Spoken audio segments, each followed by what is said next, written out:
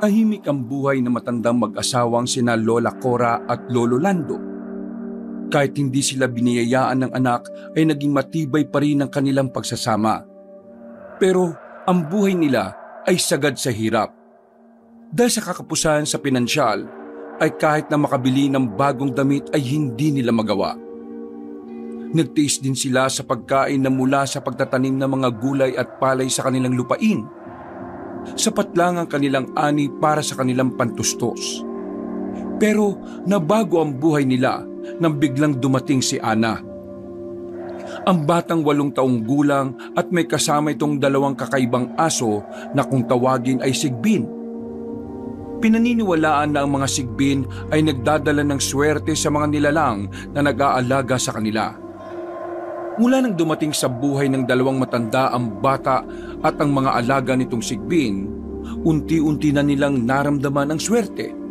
Dahil doon, niyakap nila ang bago nilang buhay. Kahit pa nalaman nilang hindi ordinaryong bata si Ana.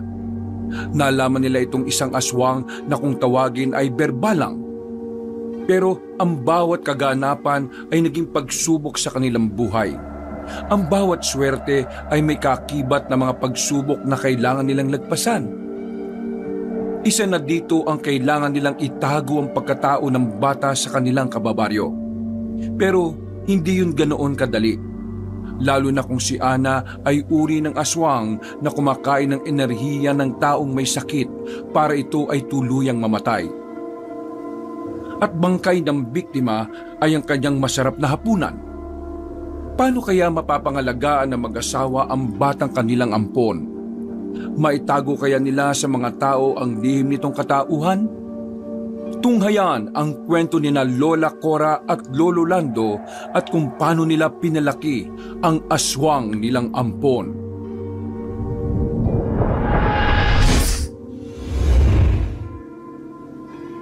Heto, dinala namin kayo ng pagkain ha. Marami-rami ito. Dahil malaki ang kinita namin sa pagtitinda ng gulay. Nakabili kami ng 1 baboy at yan ang kinatay namin para may makain kayo. Sige na, kainin nyo na. Wow, sariwang-sariwa po ang karne. Bagong katay pa talaga. Ang sarap naman po niyan. Naglalaway na po ako sa sarap ng pagkain. Ang bango-bango pa. Sige apo, kumain lang kayo na kumain. Pasasalamat namin yan dahil sa swerteng ibinigay nyo sa amin. Mula nang dumating kayo sa buhay namin tuloy-tuloy na ang swerteng dumating. Talaga po? Mukha nga pong kami ang sinwerte dahil inampon niyo po kami. Kung hindi po dahil sa inyo, baka nalunod na po kami sa ilog. O kaya naman po namatay na kami sa gutom at lamig. Tapos pinayagan niyo rin pong tumira dito ang 2 kong aso. Salamat po talaga Lolo Lando at Lola Cora. Ibig lang sabihin yan, pare-pareho tayong sinwerte. Kaya, sige na, kumain lang kayo ng kumain.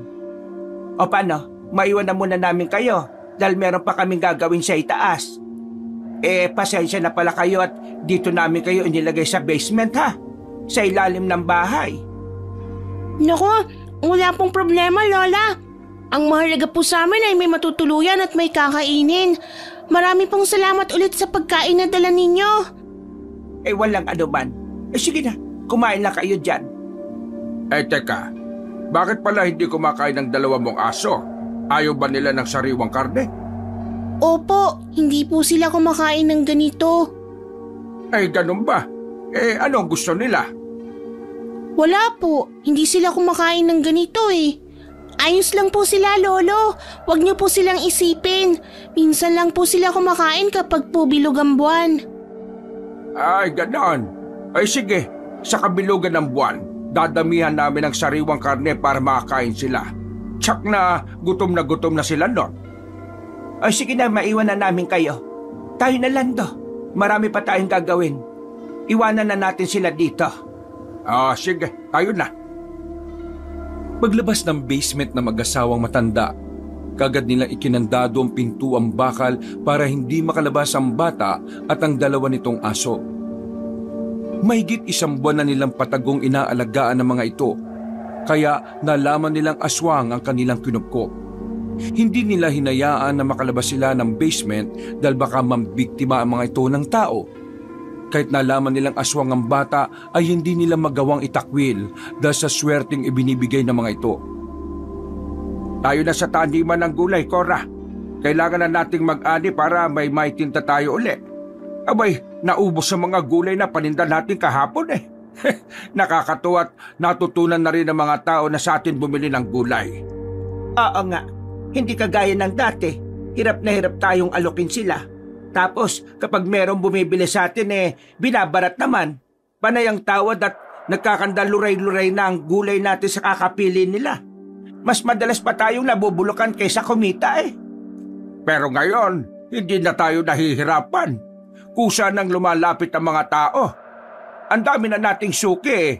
Talagang swerte ang batang yun ano. Kaya nga, dapat palagi natin silang pakainin. Busugin natin. Baka kasi kapag nagutom sila o kaya ay magkasakit maapektuhan din ang buhay natin. Ayaw ko nang bumalik sa dating buhay. Na kahit tinapay hindi tayo makabili. Ngayon nabibili na natin ang gusto natin. Hindi na rin puro sardinas at noodles ang inuulam natin. Abay minsan 30 putahe pang nasa mesa. Tama ka. Kaya tara na. Mag-ani na tayo ng gulay at nang maitinda na natin sa labas ng bahay. Oo nga, halika na. Dali mo na itong tiklis. Ganado sa pag-ani ng gulay ang mag-asawa, lalo na't nakita nilang malulusog ang kanilang mga tanim. Iniisip nilang pati ang kanilang pananim ay naambunan din ng swerte. Dati ay palaging kinakain ng peste ang mga gulay at ang iba naman ay hindi lumalaki. Agad naninilaw ang mga dahon kahit sagana sa dilig at abono. Pero mula nang dumating ang bata, biglang nagbago ang kanilang buhay. Ang lahat ay naging madali para sa kanila. Matapos nilang mag-ani ng mga gulay, kagad nila itong inilalagay sa ibabaw ng mesa. Sa pwesto nila sa gilid ng kalsada, sa tapat lang ng kanilang bahay. Bago mananghali, ay may paisa-isa nang namimili sa kanila. Isinasarado nila ang kanilang tindahan kapag tanghali at muling binubuksan tuwing 3:00 ng hapon. 6:00 naman ang pagsasarado nila kapag gabi. Araw-araw ay ganun ang gawain ng mag-asawa. Naging libangan na rin nila ang pagtitinda ng gulay. At dahil din doon, ay lalo silang napalapit sa kanilang mga kapitbahay. Kahit may kalayuan ng distansya ng mga bahay sa kanilang lugar dahil isa itong baryo, pinupuntahan pa rin sila ng mga tao para bumili ng mga gulay. Kaysa pumunta sa palengke na mas malayo at mahal ang service na sasakyan. Ipinagpasalamat din ng mag-asawa na malayo sila sa palengke dahil naging dahilan nito para mas tangkilikin ng mga kababaryo ang kanilang paninda. Kinagabihan, nag-uusap sila habang kumakain ng hapunan. Lando, sa tingin mo ba pwede na natin pakawalan si Ana? Pakawalan? Anong ibig mo sabihin?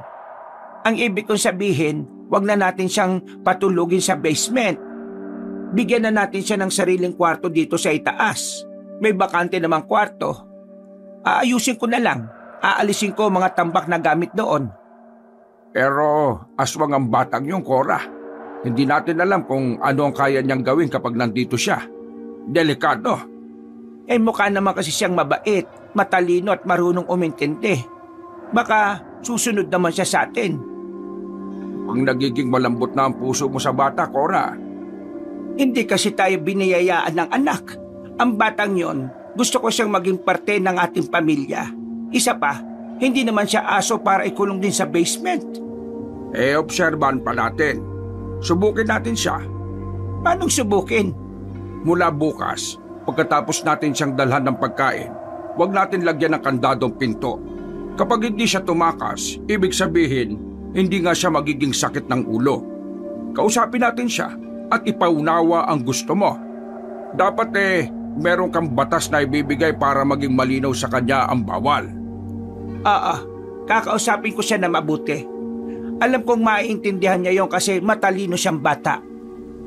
Ilang araw nang nagdadala ng sariwang karne ang mag-asawa kay Ana.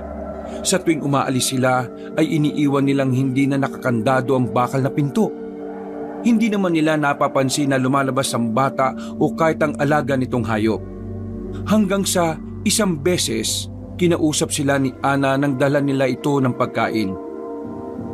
Lola? Lolo? Bakit po pala hindi na ninyo kinakandado ang pinto? Siguro po nakakalimutan nyo. Ay, napansin mo na pala, Apo. Ang totoo niyan, naiwala ko ang susi at saka yung kandado. Pero hindi na namin nilagyan kasi alam naming hindi naman kayo tatakas, hindi ba? Opo, tsaka wala naman po kaming pupuntahang iba. Sabi ko na nga ba't mabait ka talagang bata? Matalino pa ang batang ito. Kaya nagtitiwala naman kami na hindi kayo aalis sa basement. Kapag kasi umalis kayo, kayo rin ang mahihirapan na mamuhay sa labas. Hindi kayo kilala ng mga tao. At kapag nalaman nilang mga kakaiba kayong nilalang baka patayin pa nila kayo. Ayaw namin mangyari yon. Kaya wag na wag kayong lalabas dito sa basement, ha? Opo, Lola. Alam ko po na delikado sa labas. Minsan na rin po kaming pinagtangkaan na patayin ng mga taong masasama. Nakakatakot po talaga sa labas. Ayoko pong maulit yun. Tama, Ana. Dumito lang kayo sa basement para hindi maulit ang pangyayaring yon.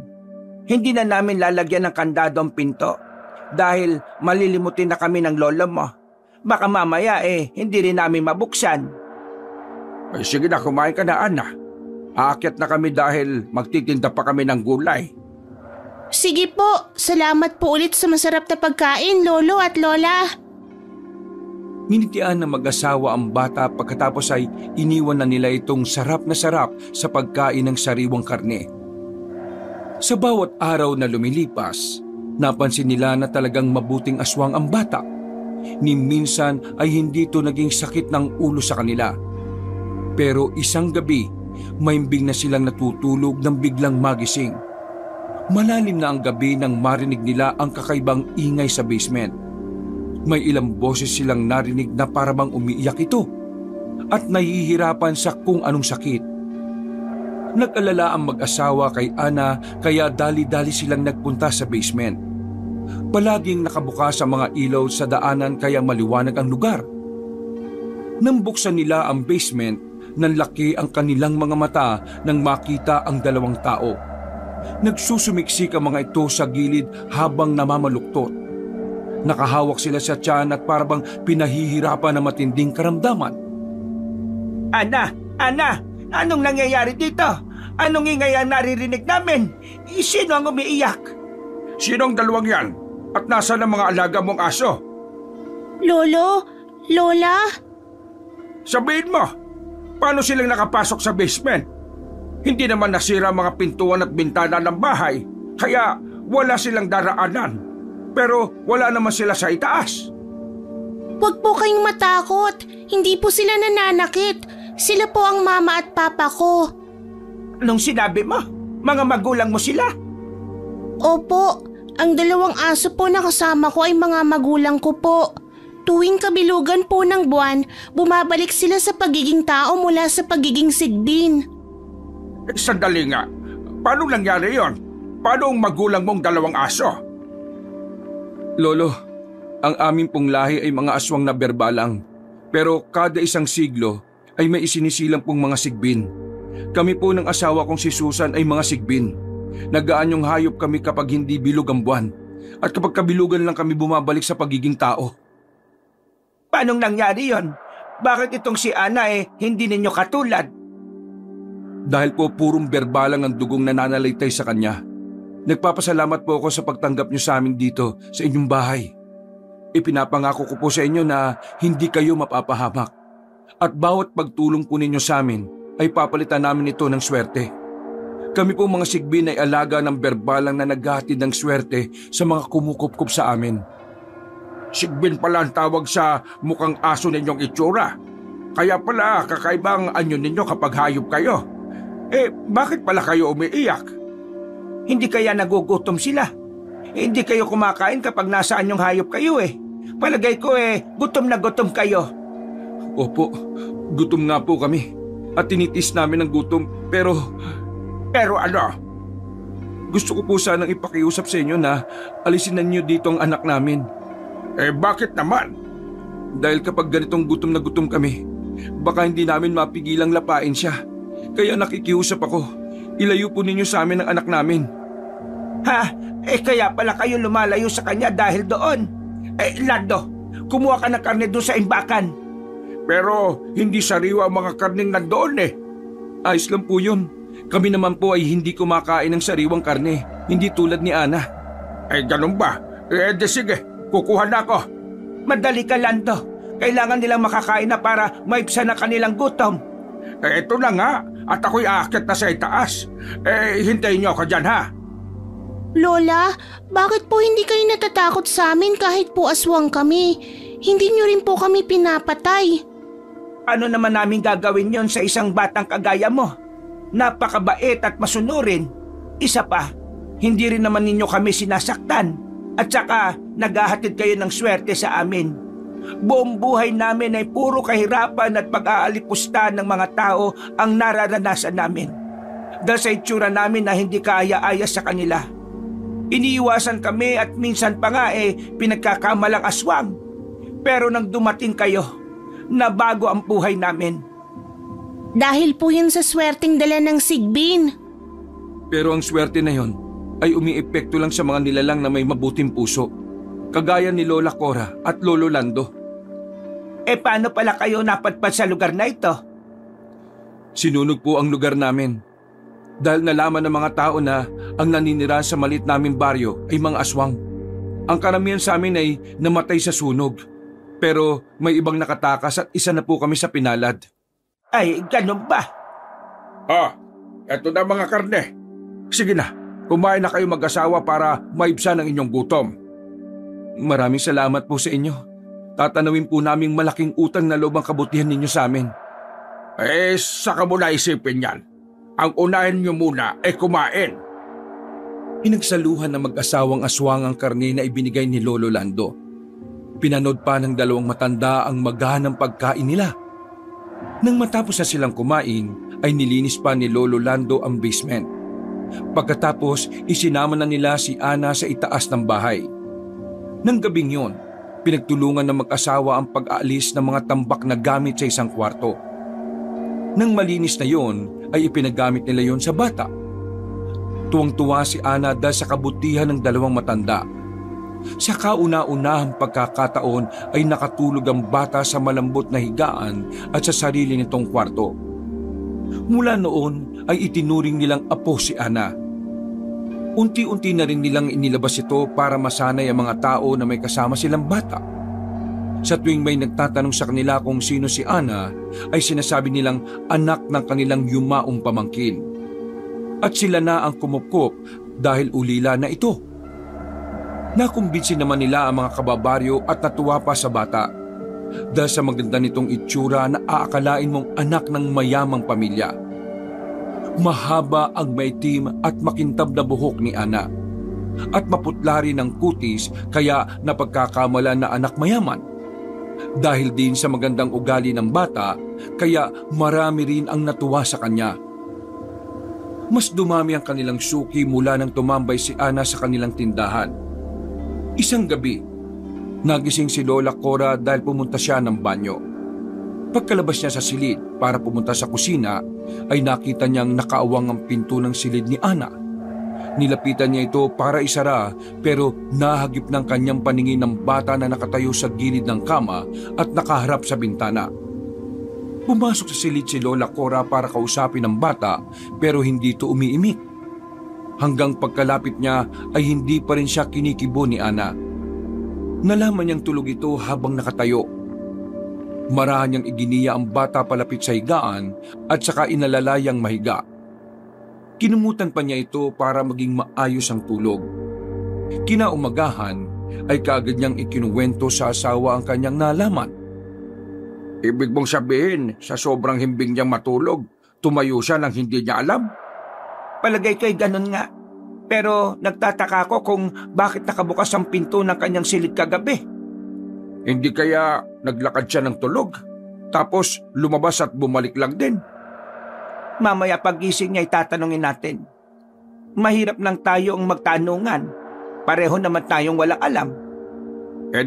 Mas lalong walang alam si Ana kasi tulog siya nang mangyari yun eh. Dapat ang tanungin natin ay ang mga magulang niya. Sa kabilugan pa ng buwan magiging tao mga yon. Ay, oo nga pala. Yan. Nandiyan na pala si Ana. Gising na pala siya. Ana, apo, halika. Maupo ka na dito at nang makakain ka na ng almusal. Sandali at kukunin ko yung sariwang karne na iginayak ko. Maaga po kayong nagising, Lolo, Lola? Ganun talaga kapag tumatanda na, apo. Paunti na ng paunti ang tulog. Kumusta pala ang tulog mo doon sa kwarto? Masarap po, Lolo. Mas nahimbing po ang tulog ko. Masarap po palang matulog sa malambot na higaan. Mabuti naman at mahimbing ang tulog mo. Paano ba ang mahimbing mong tulog? Po? Ang ibig ko sabihin, kapag mahimbing ang tulog mo, naglalakad ka ba? Hindi ko po alam, Lolo. Sabi ko na nga ba't hindi mo alam hindi mo talaga malalaman nga dahil tulog ka. Heto po, kumain ka na. Tingnan mo ang karne, napakagandang tingnan. Hiniwa ko na pala ito ng sakto para magamitan mo ng kutsara at tinidor. Masanay ka nang gumamit ng kubyertos sa pagkain, ha? Hindi kasi magandang tingnan kapag kinakamay mong sariwang karne. Ano pong amoy yun, Lola?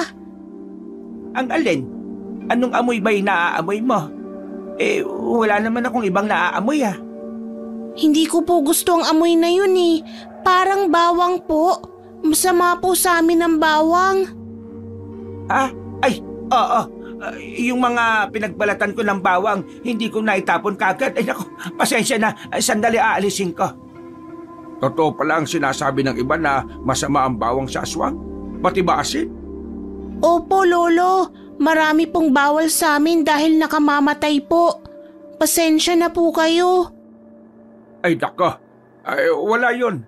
Mula ngayon ay hindi na kami gagamit ng asin at bawang dito sa kusina. Ano nga po ulit yung sinasabi niyo kanina tungkol sa pagtulog ko? Kasi nakita ka kagabi ng lola mo na mahimbing ang tulog. Pero nakatayo ka sa harap ng bintana Kaya naisip ko baka naglalakad ka ng tulog. Abay, delikado yon. Dapat lagyan ko ng mga mas mataas na kandado mga pinto para hindi ka lumabas. Baka madisgrasya ka sa labas Hindi ko po alam na ginagawa ko yun. Masarap po ang tulog ko kagabi. Sige, kumain ka na muna.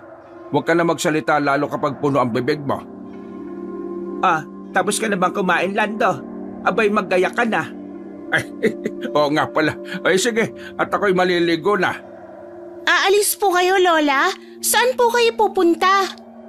Bibili kami ng baboy sa hulo. Naubos na ang baboy na pagkain ninyo Pwede po ba akong sumama? Ha? Isasama ka? Hindi ba delikado? Matindi ang sikat ng araw sa labas. Magsusuot na lang po ako ng makapal na damit po. Tapos may mahabang manggas. Sige. Sandalit maghahanap ako ng maliit kong jacket para may maisuot ka. Ayaw pang isama ni Lolo Lando ang bata dahil natatakot siya na baka may gawin itong hindi maganda sa labas. O kaya naman ay maging pansinin ito ng mga tao. At malaman na kakaiba siyang nilalang. Pero dahil mahusay maglambing ang bata, napapayag din siyang isama ito. Sumakay na sila sa sasakyan at pinuntahan nila ang suki na nagtitinda ng mga baboy sa lugar na malapit sa gubat. Medyo malaki ang kangga na hinihila ng kanilang kalabaw. May dingding din ito na mataas kaya hindi makakatalo ng baboy na isasakay.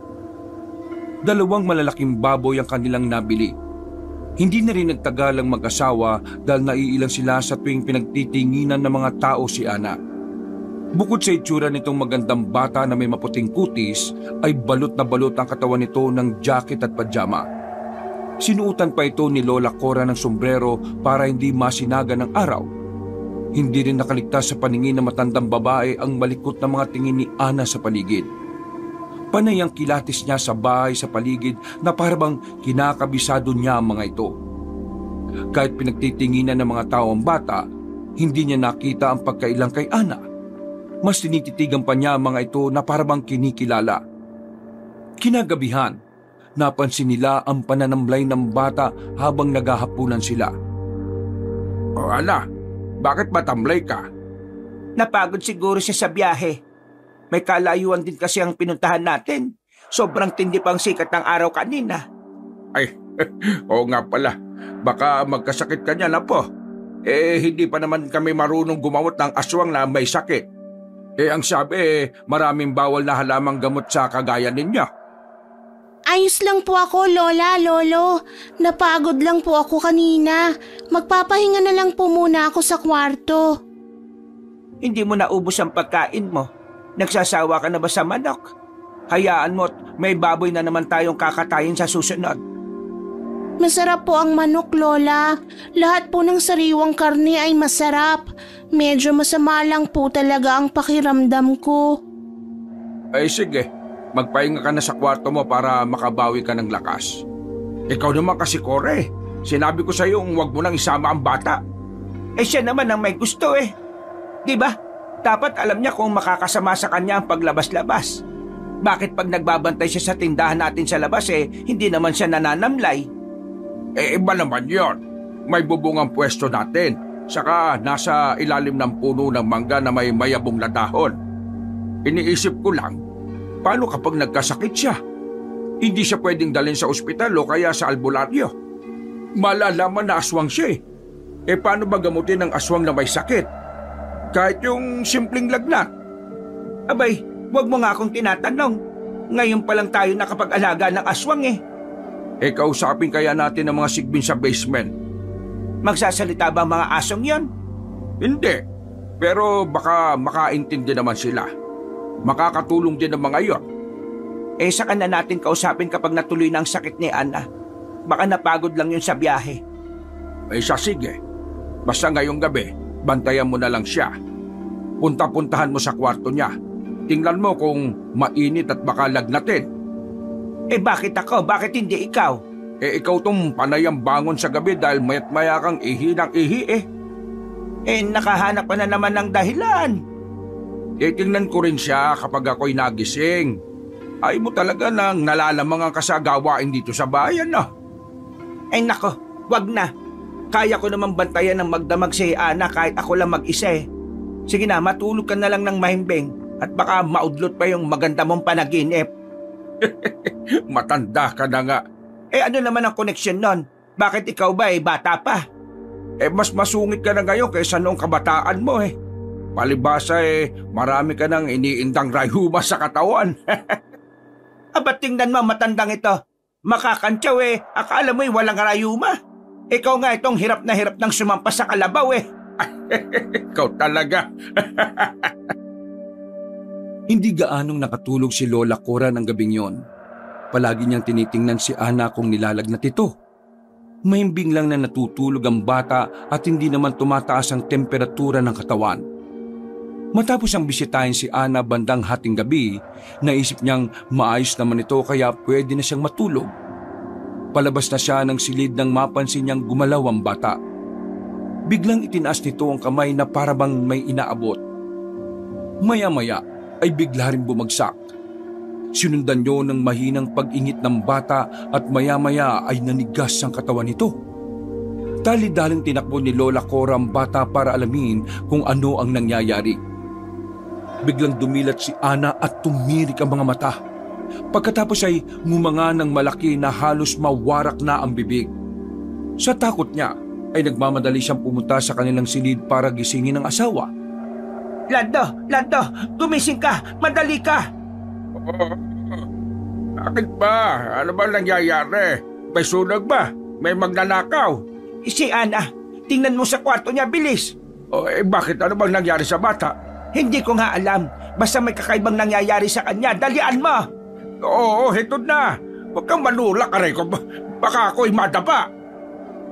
Dali-dali nilang pinuntahan ang bata sa silid nito. Pero naabutan nilang mahimbing na uli itong natutulog. Nilapitan pa ni Lola Cora si Ana para tingnan na mabuti ang bata. Nagtataka pa siya dahil parang wala namang nangyari dito kahit kitang-kita niya ang kakaibang ginawa nito bago tawagin ang asawa. Ano bang problema? Ayos na ba si Ana? Tignan mo.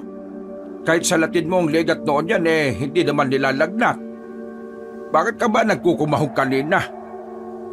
Sarap-sarap ng tulog eh. Istorbo. Ikaw talaga oh. Ayaw mo talagang palamang sa puyat eh ano? He, tumigil ka nga. Doon na tayo sa labas mag-usap at baka magising pa siya. Halika na dito. Lumabas na tayo at napakaingay mo, matanda ka. Aba, tignan mo. Paano ko natuloy ibabalik ang masarap na tulog na yon? Alam mo naman kapag matanda na eh, tulog manok na.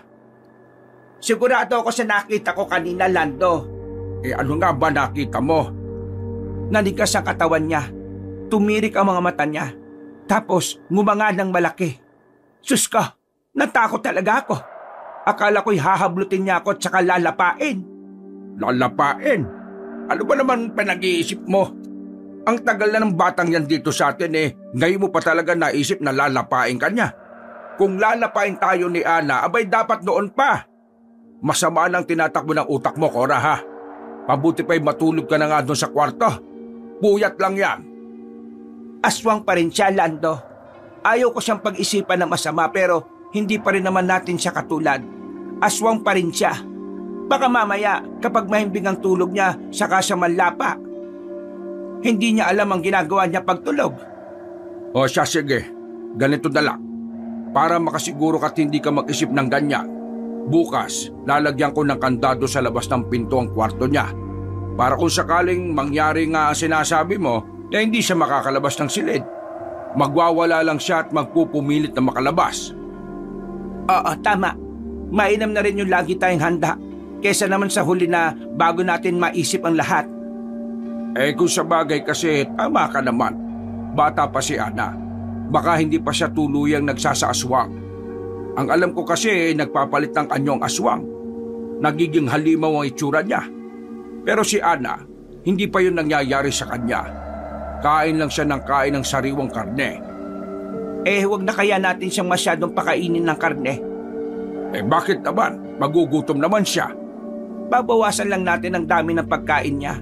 Baka kasi kapag sobrang kinakain ng bata, lalo siyang magsaaswang. Baka mapaaga ang pagpapalit niya ng anyo. Baka kamo kabaliktaran ang mangyari. Kapag ginutom mo siya, saka siya maging halimaw at doon tayo lapain. Baka hindi siya makakilala kapag sobrang gutom. Ay nako, bakit kaya? Kinakabahan na ako ngayon, Lando eh. Kung ano-ano kasing iniisip mo, tinatakot mo lang ang sarili mo eh. Mag-iimbak ako ng asin. Tapos itatago ko na lang ng maigi para hindi makita ni Ana. Kailangan pa rin nating may panlaban sa aswang kahit na papaano. Ay sige, mabuti pa nga. Pero ngayon, matulog na tayo. Bumalik na ang antok ko. Sige na. Pabalik na sila sa silid na makarinig ng malalakas na alulong ng mga aso sa labas ng kanilang bahay. Nagtayuan na ang mga balahibo sa katawan ni Lola Cora at napahawak siya sa braso ng asawa. Yun lang ang pagkakataon na makarinig sila ng mga alulong ng aso. Pumasok na sila sa kanilang kwarto at nagtalokbong pa ng kumot na matandang babae pagkaiga sa katre, habang si Lolo Lando naman ay nakikiramdam sa paligid habang nakahiga. Hindi gaanong nakatulog si Lola Cora dahil sa nangyari. Kinabukasan, panay ang tingin niya sa orasan na nakasabit sa dingding habang nag-aalmusal silang mag-asawa. Bakit ka panay tingin sa orasan? May hinihintay ka ba? Hindi pa kasi gumigising si Ana. Ngayon lang siya tinanghali ng gising. Bakit kaya? Baka masama pa ang pakiramdam niya. Abayaan mo na lang na magpahinga. Dumito ka na lang sa bahay ngayong araw. Ako nang mag-aani ng gulay at ako rin munang magbabantay sa tindahan. Sige. Maya-maya ay lumabas na ng silid si Ana. Nangihina pa rin ito at mas pumutla ang kulay. Tahimik na naupo ang bata sa upuan sa katapat na pwesto ni Lola Cora. Siniyasat nila ng tingin si Ana. Nag-alala sila at nanibago sa kilos ng bata. Dahil palagi itong masigla lalo kapag bagong gising. Ana, apo, ayos ka lang ba? Hindi ko po alam, Lolo. Paanong hindi mo alam? Ano bang nararamdaman mo?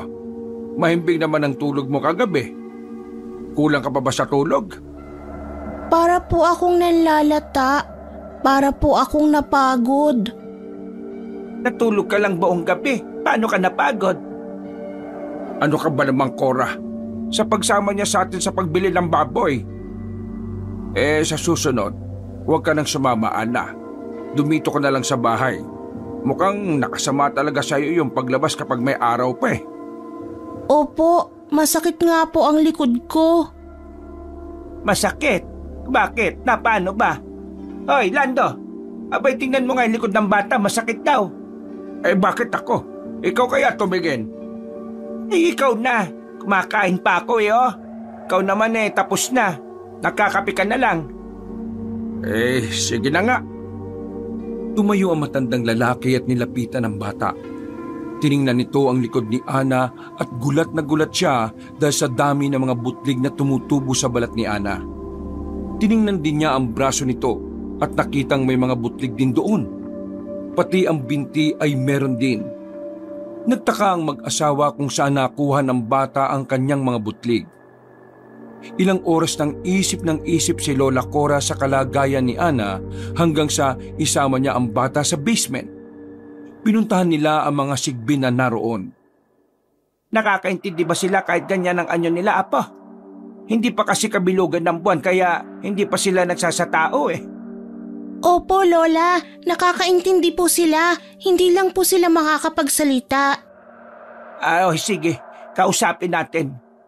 Ano kasi, gusto ko lang itanong kung ano ang gagawin dito sa anak ninyo. Kasi tinubuan ng mga butlik sa katawan. Ano ba ang pwedeng igamot sa kanya? Ay, mukhang kahit anong kausap ko sa mga magulang mo, Apo hindi pa rin kami magkakaintindihan. Oo nga po, pero baka iniisip lang po nila ang isasagot, Lola. Nakatingin naman po sila ng seryoso sa atin Natigilan sila nang tumayo ang lalaking sigbin. Kinagat nito ang bag ni Ana na nasa gilid ng basement. Ibinigay nito ang bag sa matandang babae. Naintindihan naman ni Lola Cora ang gustong sabihin ng hayop. Binuksan niya ang bag at nakita doon ng ilang bote ng langis. Langis ito? Anong gagawin dito? Naaalala ko na po, Lola. Sabi ni Mama sa akin dati, kapag daw tinubuan ako ng mga butlig o singaw sa katawan, magpahid lang daw po ako ng langis. Nakakatulong daw yan sa mabilis na paggaling. Ay, ganun ba? Mabuti na rin pala at nagpunta tayo dito. Nakakaintindi nga sila. Sandali. Bakit parang ang gaganda ng balahibo nyo? Hindi naman kayo umaalis dito sa basement Hindi rin kayo naaarawan. Parang kumikinang-kinang pa ang mga balahibo ninyo. Sige. Hindi naman kayo sasagot Aalis na kami. Salamat dito sa langis Inutusan ni Lola Cora ang bata na magpahid na kagad ng langis sa kanyang katawan. Sumunod naman si Ana kaya mabilis siya nagpunta sa kanyang silid. Kinagabihan, seryosong kinausap ni Lola Cora ang asawa. Alam mo, Lando, nahihiwagaan na ako sa mag-asawang sigbin. Bakit naman? Binisita ko sila sa basement kanina. Parang bigla silang lumusog. Tapos ang ganda ng balahibo nila. Di ba, hindi sila kumakain. Hindi rin sila lumalabas sa basement.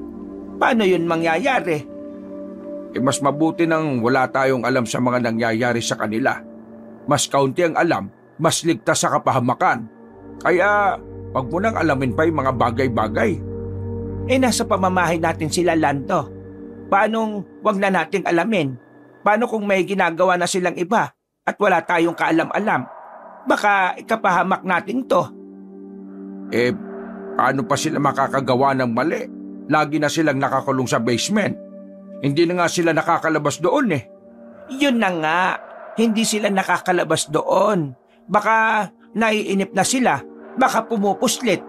Ang gaganda na kasi ng katawan nila ngayon nakakapagtaka. Sige. Para mawala na mga iniisip mong yan, bukas lalagyan na lang uli natin ng kandado ang basement. Siguradong hindi na sila makakalabas at wala na mangyayaring masama. Oo, ganun na lang ang gawin natin sa ngayon. Mas mabuti nang maingat kaysa magsisi sa huli. Napanatag na si Lola Cora nang lagyan ng kanyang asawa ng kandado ang basement pati na rin ang pinto ng silid ni Ana. Araw-araw ay masinigpitan niya ang pagbabantay sa bata. Hindi niya inaalis ang kanyang paningin dito at hindi niya hinahayaang malayo ang bata sa kanyang tabi. Habang nasa tindahan sila ng gulay, dumating si Aling Mirna para bumili. Napansin nito ang pananamlay ni Ana. May sakit ba ang bata, Lola Cora? Mas pumutla ang kulay ng balat niya ngayon eh. Oo, may sakit nga siya. Tinubuan siya ng mga butlig sa balat. Ganun ho ba? Baka dahil yun sa panahon. Masyadong mainit ngayon. Wag niyo pong hayaang madalas sa labas ang bata. Ang anak kong si Lala may sakit din po eh. Malala ang ubo niya at sakit ng tiyan. Balak namin siyang dalhin sa doktor bukas. Naghahanap lang ho ng pera ang asawa ko. May sakit po ang anak ninyo? Mamamatay na po ba siya? Anong sinabi mo? Mirna, pasensya na. Isang bata lang si Ana. Hindi niya alam ang sinasabi niya. Hindi niya yung sinasadya. Pasensya na po, Aling Mirna. Gusto ko lang pong malaman kung kumusta na siya. Kailangan pong magamot siya kagad eh. Gusto niyo po bang bigyan ko siya ng langis? Langis? Anong langis yan? Gamot po yun. Kung masakit po ang tiyan ng anak niyo, ipainom niyo lang po at gagaling po siya. Hindi, wag na lang. Ang alam ko sa langis ay panghaplos lang o kaya panghilot. Hindi naman yun iniinom. Sige po, ihaplos niyo na lang po sa tiyan niya. Inihahaplos ko lang din po ang langis sa mga butlig ko at natutuyo na ang butlig. Kukunin ko lang po. Pagpasensya mo na ang bata ha. Masyado lang siyang magiliw. Mukhang nag-aalala talaga sa anak mo ang apo ko. Wala namang masama sa langis. Totoong nagagamot ng langis sa mga butlig niya. San po ba galing ang langis na yun? Ginawa yun ng namayapa niyang ina. Mahina kasi ang katawan ni Ana saka ang balat niya mabilis mangate. Ganun pala. Ilang minuto lang ay bumalik na ang bata at dala ang langis.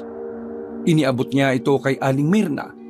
Kinuha naman yun ng babae pagkatapos ay umalis na pagkatapos mamili ng mga gulay. Hoy, ikaw na bata ka. Hindi ko alam kung anong tumatakbo sa isip mo.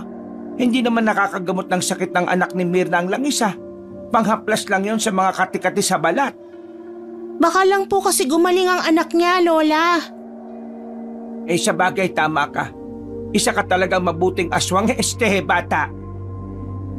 Ilang araw nang napapansin ni Lola Cora na palaging nakatingin si Ana sa bintana na parabang may tinatanaw sa malayo. Nagiging mas antukin na rin ang bata at madalang nang kumain. Nag-aalala na baka magkasakit ito. Pero nanaig ang takot niya dahil baka unti-unti nang magsasaaswang ang bata.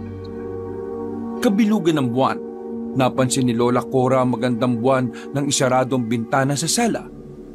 Pupunta siya sa basement dahil nag-anyong tao ang dalawang sigbi na naroon. Naisip niyang kausapin ang mga magulang ni Ana. Mas kilala niyo ang bata dahil kayo ang magulang niya. Isa pa, mga aswang kayo kaya alam niyo kung kailan at paano kayo magiging ganap na aswang si Ana. Sabihin niyo sa akin, ilang taon bago siya maging ganap na aswang? Nag-aalala po ba kayo? Baka kumain ng tao si Ana? Matanda na kami, Ruben. Sakaling magpalit ng anyo si Ana at tumakas, hindi na namin siya may pagtatanggol sa mga tao. Kapag nahuli siya, susunugin siya ng buhay. Mabait na bata si Ana. Hindi siya manlalapaan ng tao. Kapag ang mga iniingatan niya at pinoprotektahan ay hindi sasaktan ng iba. Kapag sumapit siya sa edad na 12, magsisimula na siyang magpalit ng anyo sa totoong itsura ng mga barbalang. Pero hindi siya manlalapa ng buhay. Mga bangkay lang ang kinakain namin. Mga bangkay? Pero kumakain siya ng sariwang karne ngayon. Sinanay namin siyang kumain ng sariwang karne dahil hindi pa niya kayang kumuha ng bangkay. Darating ang araw na mawawalan na rin siya ng gana sa kanyang pagkain at hahanapin niya ang gusto ng kanyang panlasa. Ibig sabihin, unti-unti nang magbabago ang panlasa niya? Hindi na kasi siya gaano kumakain ng sariwang karne. Sandali, matanong ko lang. Paano niyo natitiis ang gutom? Tuwing bilog ang buwan lamang kayo kumakain kapag nasaan yung tao. Kumakain po kami kahit nasaan yung sigbin, pero hindi ang normal na pagkain para sa amin. Nabubusog kami ng enerhiya ng mga taong malapit ng mamatay. Hinihigop namin yon at kapag tuluyan na siyang namatay, kakainin naman namin ang kanyang bangkay. Ay, mas nakakatakot pala kayo kaysa sa inaasahan ko. Wala na akong itatanong. Iiwan ko na kayo. Ubusin niyo ang karning yan. Ilang araw naming inimbak ang pinatay naming baboy para maging masarap para sa inyo. Marami pong salamat sa lahat, Lola Cora. Pati na rin po sa pag-aalaga niyo sa aming anak. Ay, si Ana, napamahal na siya sa amin ni Lando. Apo na ang turing namin sa kanya. Kaya hanggat maaari ayaw naming makagawa siya ng mali. Huwag po kayong mag-alala. Palagi namin siyang pagsasabihan. Salamat. Pero paano naman niyo gagawin yon? Mas mahaba ang araw ng pagiging sigbi ninyo kaysa pagiging tao. Maiintindihan niya po kami dahil isang dugo at lahi ang aming pinanggalingan. Ay, sabagay. Tama ka nga. Malalim na ang gabi at hindi pa rin makatulog si Lola Cora. Iniisip pa rin niya ang mga sinabi ng ama ni Ana. Biglang sumagi sa kanyang isipan ang anak ni Aling Mirna. Kinabukasan ay pinuntahan niya ito para kumustahin. Sumama si Ana dahil gusto rin niyang makita ang anak ni Aling Mirna. Sinabi ng babae na nakatulong ng malaki ang langis na ibinigay ni Ana. Nabawasan ng sakit ng bata pero napansin nila ang pananamlay nito. Nakita ni Lola Cora na maputla ang kutis ni Lala pati na rin ang kanyang labi. Pero napanatag na rin si Lola Cora dahil sa sinabi ni Aling Mirna na may gamot nang iniinom ang kanyang anak mula sa doktor. Napansin ni Lola Cora ang biglang pamumula ng mata ni Ana. Natakot siya na baka hindi ito makapagpigil sa pagiging aswang kaya nagpasya na ang matandang umuwi na. Bago pa may gawing hindi maganda ang kanyang apo. Pagdating sa kanilang bahay ay kinausap niya ang bata. Ana, sabihin mo, bakit biglang namula mga mata mo kanina nang makita mo si Lala? Lola, hindi ko po yun napansin. Pero baka po dahil yun sa nababanguhan po ako sa kanya. Anong sinabi mo? Nababanguhan ka? Dahil ba yan sa pagiging aswang mo? Hindi ko po alam. Apo, makinig ka. Kahit na anong mangyari, huwag na huwag kang kakain ng tao. Naiintindihan mo ba? Hindi po ako kumakain ng buhay na tao, Lola. Ang anak po ni Aling Mirna mabango po. Sa tingin ko po malapit na siyang mamatay. Nung sinabi mo, hindi ka dapat nagsasabi ng ganyan. Masama ang hilingin na mamatay ang ibang tao. Pasensya na po, Lola. Dahil sa sinabi ni Ana, lalong hindi mapalagay si Lola Cora. Palagi niyang kinukumusta ang anak ni Aling Mirna pero isang araw, nabalitaan niyang binawian na ito ng buhay. Nang gabing yon, muling narinig ni Lola Cora ang nakakatakot na alulong ng mga aso. Kasunod noon, ang yabag na mga asong mabilis na tumatakbo mula sa labas ng bahay. Nagising din ang kanyang asawa dahil sa mga ingay na yon. Tumayo ang matandang lalaki at sumilip sa bintana. Nakita niya ang alaga nilang sigbi na tumatakbo palayo. Dahil sa pagtataka niya sa nakita, pinuntahan nila ang basement para alamin kung naroon pa ang mga sigbin. Pero nanlaki ang kanilang mga mata nang makitang wala roon ang mga magulang ni Ana. Nakita rin nila ang butas sa dingding na kasya lang para sa hayop. Sabi na nga ba, hindi magtatagal ay gagawa sila ng gulo. Binutas nila ang dingding ng basement para makalabas. Sila palang umaalulong na naririnig natin ng ganitong oras. Ano na ang gagawin natin, Lando? Hihintayin natin sila na magbalik. Itatali ko na sila at hindi na sila pwedeng lumabas. Sila ang magpapahamak sa atin, Lando. Mas mabuti siguro na paalisin na lang natin sila. Hindi pwede. Kapag umalis sila, babalik na naman tayo sa dating buhay na mahirap. Mawawala ang swerteng bigay ng mga sigbin. Pero... Lola, Lolo, paalisin niyo na po ba kami? Bawal na po ba kami dito? Ana, halika dito. Lumapit ka. Alam mo ba ang dahilan kung bakit tumakas sa mga magulang mo? Saan sila pupunta? Babantayan po nila ang anak ni Aling Mirna na namatay. Kukunin nila yon pagkatapos mailibing. Yun po kasi ang pagkain nila eh. Ibig mong sabihin, kapag umalulong sila, may mamamatay? Opo. Para hindi na ito maulit lalagyan ko na ng kadena ang mga magulang mo pagbalik nila. Hindi na sila pwedeng lumabas. Delikado. Malalaman ng mga tao na aswang kayo. Ibig pong sabihin papatayin nila tayo? Oo, kaya kailangan natin silang itali. Opo, Lolo. Ilang araw nang hindi bumabalik ang mga magulang ni Ana, pero hindi nila nakitaan ng pag-aalala ang bata. Bumalik na rin ang sigla nito pati sa pagkain ng sariwang karne. Ana, Apo, hindi pa rin bumabalik ang mga magulang mo. Sa tingin mo ba babalik pa sila? Opo, Lola. Saan kaya sila nagpunta? Baka po hindi pa sila tapos kumain ng bangkay. Saan naman sila kukuha ng bangkay? Hindi ko po alam, pero dati po sinasamahan ko sila Nagpupunta po kami sa mga sementeryo tuwing gabi. Hinuhukay po nila ang mga bagong libing na bangkay gamit ang kanilang matutulis at mahahabang kuko.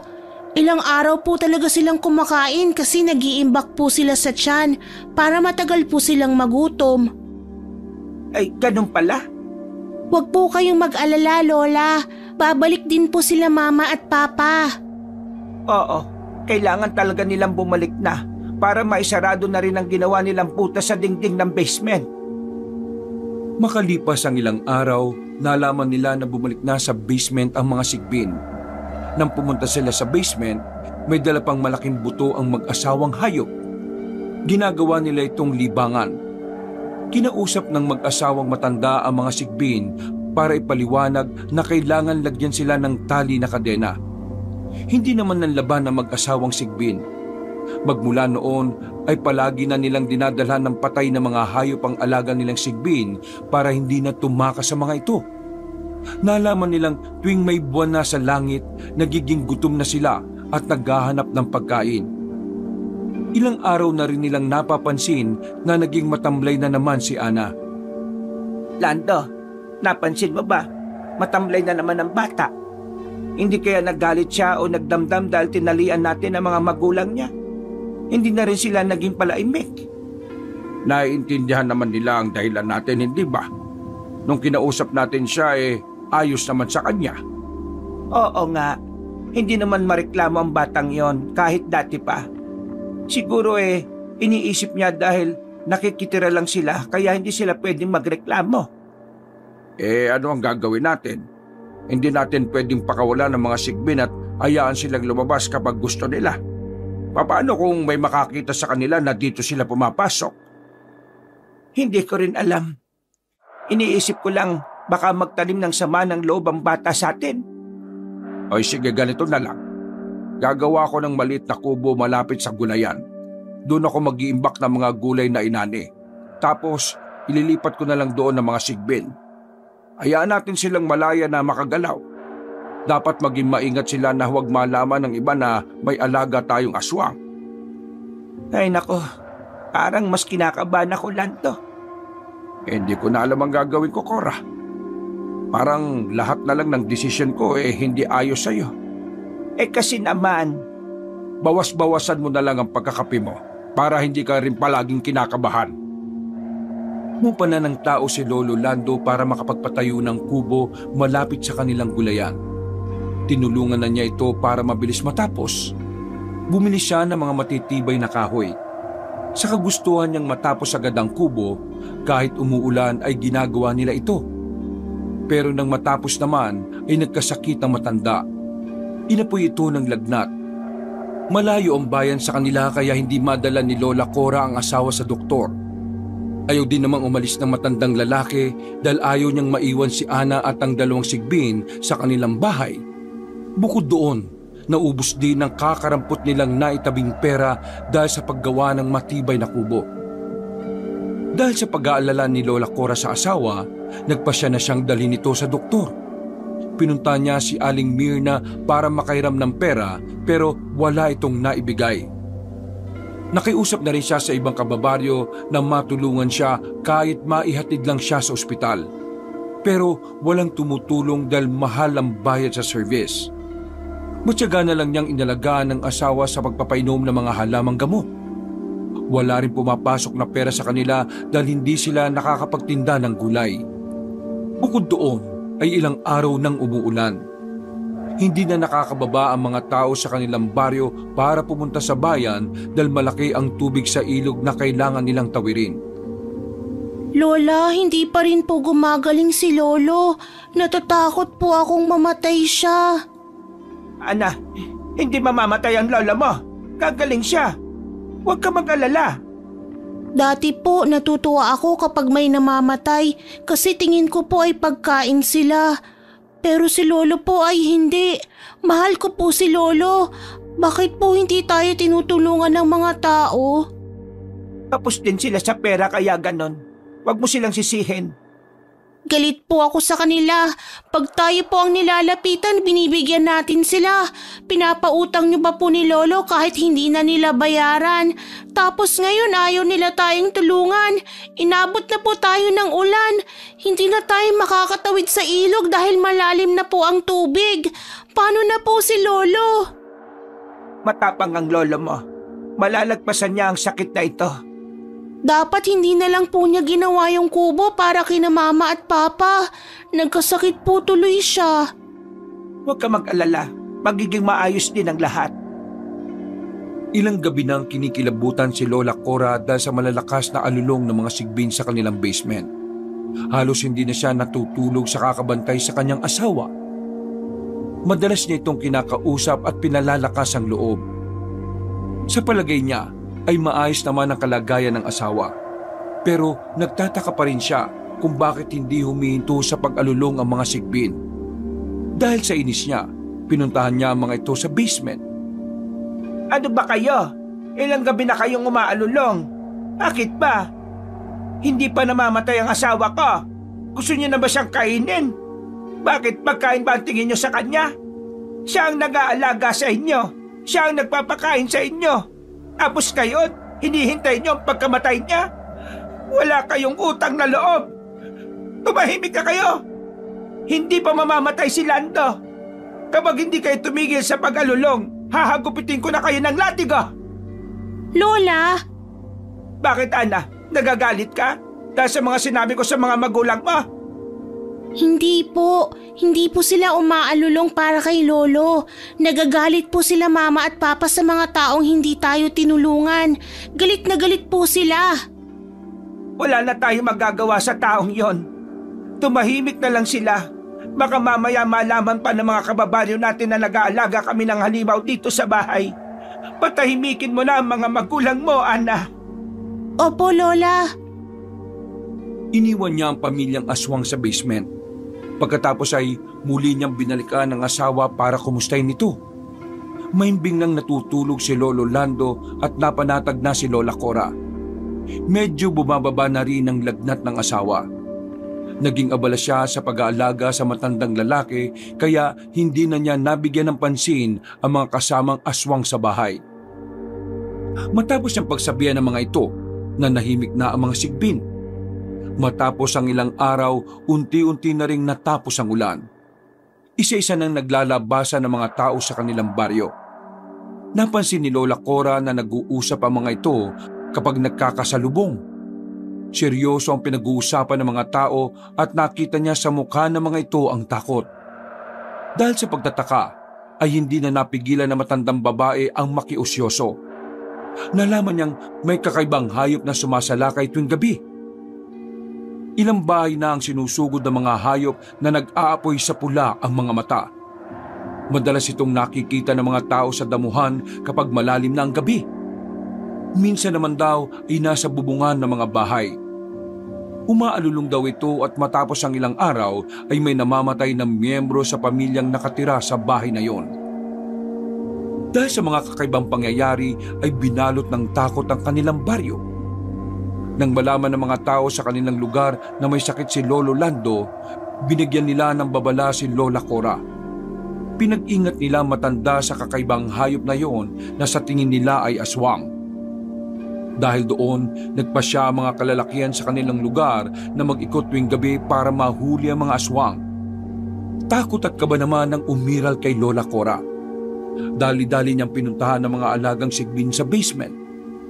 Nanlalaki ang mga mata niya nang makitang nakawala ang mga ito sa kadena. Binutas na naman uli nila ang dingding para makatakas. Ilang gabi nang nagdoronda mga kalalakihan sa kanila pero hindi pa nila nahuhuli ang mga hayop na gumagala sa kanilang baryo. Bukod doon, nadagdagan ng takot ang mga tao sa kanila dahil nalaman nilang may mga libingan sa sementeryo na natatagpo ang hinukay at kinuha ang bangkay. Ilang araw nang binabantayan ng mga kalalakihan ng sementeryo pero wala silang nahuling salarin. Kaya inisip nilang mabangis na hayop ang gumagawa nito. Dahil noon pa man ay kinukwento na ng mga matatanda sa kanilang lugar na may mababangis na hayop na lumalapa ng bangkay. Pero may ilan pa rin silang kababaryo na naniniwalang aswang ang gumagawa nun. Gumaling na rin si Lolo Lando kaya tuluyan ng napanatag sina Lola Cora at Ana. Pero dahil sa mga nangyayari sa kanilang baryo, panibagong problema ang kanilang kahaharapin. Ano ba ang gagawin natin, Lando? Ito na nga ba ang kinatatakutan ko? Palagay ko'y nagigante ang mga sigbin sa mga taong hindi tumulong sa atin noong nagkasakit ka. Hayaan mo at kakausapin ko sila. Sino? Yung mga tao? Yung mga sigbin. Ililipat ko na rin sila sa kubong pinagawa ko. Hindi kaya mas delikado nang ilagay sila doon? Ngayon pa nga lang nakakagulo na sa baryo natin. Paano na lang kapag pinalaya natin sila? Tatakas at tatakas pa rin sila sa basement. Mahirapan lamang silang bumalik. Kapag nasa kubo sila, madali lang nilang magagawang maglabas-masok. Saka, mahuli man sila, madali nating malulusutan yon. Hindi naman natin nababantayan ang kubo ng 24 oras. Sige, bahala ka na. Ilang araw matapos mailipat ni Lolo Lando ang mga sigbin sa kubo, dumalang na ang pagroronda ng mga kababaryo nila tuwing gabi. Dahil hindi na rin daw nagpapakita ang kakaibang hayop. Pero nabaling sa kanila ang atensyon ng mga tao. Dahil nagtataka ang mga ito kung bakit madalas silang bumibili ng mga baboy. Pero hindi naman sila nagbebenta ng mga karne. Tanging gulay lang ang kanilang itinitinda.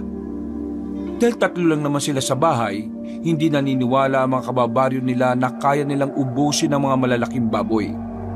Dahil doon, naramdaman ng mag-asawa na binabantayan ng mga tao ang kanilang kilos. Kaya hindi na muna sila bumibili ng baboy. Tanging manok na lang ang kanilang kinakatay mula sa mga alaga. Mukhang mahihirapan na tayong kumilos ngayon na. Kapag naubos na ang mga manok natin, ano na ang kakainin ni Ana? Ay nako, problema nga talaga. Buti na lang kahit papaano masipag mangitlog ang mga alaga nating manok. Mamili tayo ng iba pang hayop na aalagaan. Baka iba naman ang isipin ng mga tao kapag nagdagdag tayo ng mga alaga. Di sabihin nating namamatay ang mga alaga natin kaya hindi dumadami. Bakit kaya parang minamalas na tayo ngayon na? Hindi totoo yan. May mga tao lang na naiinggit dahil matatanda na tayo at nagagawa pa natin magtanim ng gulay at mag-alaga ng mga hayop. Ganyan naman talaga ang buhay Hanggat may naiinggit, lalo tayong pag-iinitan. Hindi rin naman tayo mag-aalala kung wala naman tayong itinatagong aswang, Lando. Hoy, yung bibig mo, itikom-tikom mo. Huwag mo mabanggit-banggit ang salitang yan. Sa oras na may makarinig lalong titibay ang paghihinala nila sa atin Ay, nako. Habang nagtitinda ng gulay si Lola Cora, nakikinig siya sa usapan ng mga bumibili sa kanya. Maya-maya, hindi na niya napigilan ng sumabat sa mga ito. Dahil nakuha ang kanyang atensyon sa pinagkukwentuhan nilang tao. Anong sinabi ninyo? Sino ba ang pinag-uusapan nyo? Si Berto ba? Yung masipag na magsasaka ni Luningning? Opo, Lola Cora. Si Mang Berto nga. Nakasanayan na kasi niya na pagkatapos mag-araro sa bukid ay dinadala niya sa ilog ang kalabaw niya. Doon niya pinapaligo at kinukuha niya kinabukasan. Kaso hindi raw umuwi nung gabi. Kaya kinabukasan hinanap na ng pamilya niya. Pinuntahan nila sa ilog. Nakita nila doon, patay na. Lumulutang daw sa ilog ang katawan ni Mang Berto. Pati ang kalabaw ay patay na rin. Diyos ko, ano na naman ba nangyayari dito sa lugar natin? Ano ba ikinamatay? Nalunod daw po kasi maputla ang katawan niya at lumobo ang tiyan. Noong iniahon nila sa ilog, naglalabas pa raw ng tubig ang katawan niya. Dumadaan daw sa bibig tsaka sa ilong. Kaawa-awang lalaki. Napakasipag pa naman niya. Tama po kayo dyan, pero may isa pang nakapagtataka. Ano yon? Dumating si Apo Isog, yung manggagamot sa kabilang sitio. May ginamot po kasi siya sa ibayo. Tapos bago raw umuwi ay dumaan sa burol ni Mang Berto. Sinabi daw ng matandang lalaki na hindi si Mang Berto ang nasa kabaong. Hindi raw yun ang katawan niya. Pinalitan daw. Katawan daw ng saging ang pinagbuburulan doon. Sabi pa niya sa pamilya ni Mang Berto na kung gustong malaman ng totoo, dalhin daw sa ilog ang bangkay at ihagis doon. Lulutang daw yun at malalantad ng tunay na itsura. Anong sinabi ng pamilya ni Berto? Hindi po naniwala kasi respeto na raw po sa asawa niya. Patay na nga paglalaruan pa. Ama nga naman siya. Mas nakakaawa si Berto kapag ganon. Hindi rin naman siguradong mapapatunayan yon. Mas magiging katawa-tawa pa sila. Hindi talaga marunong lumangoy si Berto? Saka ang sabi ng asawa niya takot lumusong sa tubig kasi madalas pinupulikat ang binti. Baka napilitang lumusong dahil sa kalabaw niya. Baka nga po, pero hindi naman po malalim ang ilog nung gabing yun. Nakakapagtaka na pati ang kalabaw niya ay nalunod. Baka may nilalang talaga na pinaglalaruan tayo. Dapat talaga'y wag nang lalabas kapag gabi na Nakakatakot na talaga. Oo, dapat talaga hindi na lumalabas kapag sumasapit na ang dilim. Mahirap na. Lola Cora, napansin ko po, wala kayong alagang aso. Naku, dapat mag-alaga kayo. Kasi bantay nyo yan. Baka mamaya kayo naman ang salakayin ng kakaibang hayop na gumagala tuwing gabi. Wala pa naman kayong kasama na lalaking malakas-lakas ang katawan. Matanda na po si Lolo Lando. Hindi na niyang kakayanin na makipaglaban pa. Nasan po pala si Lolo Lando? Nandun sa taniman ng gulay.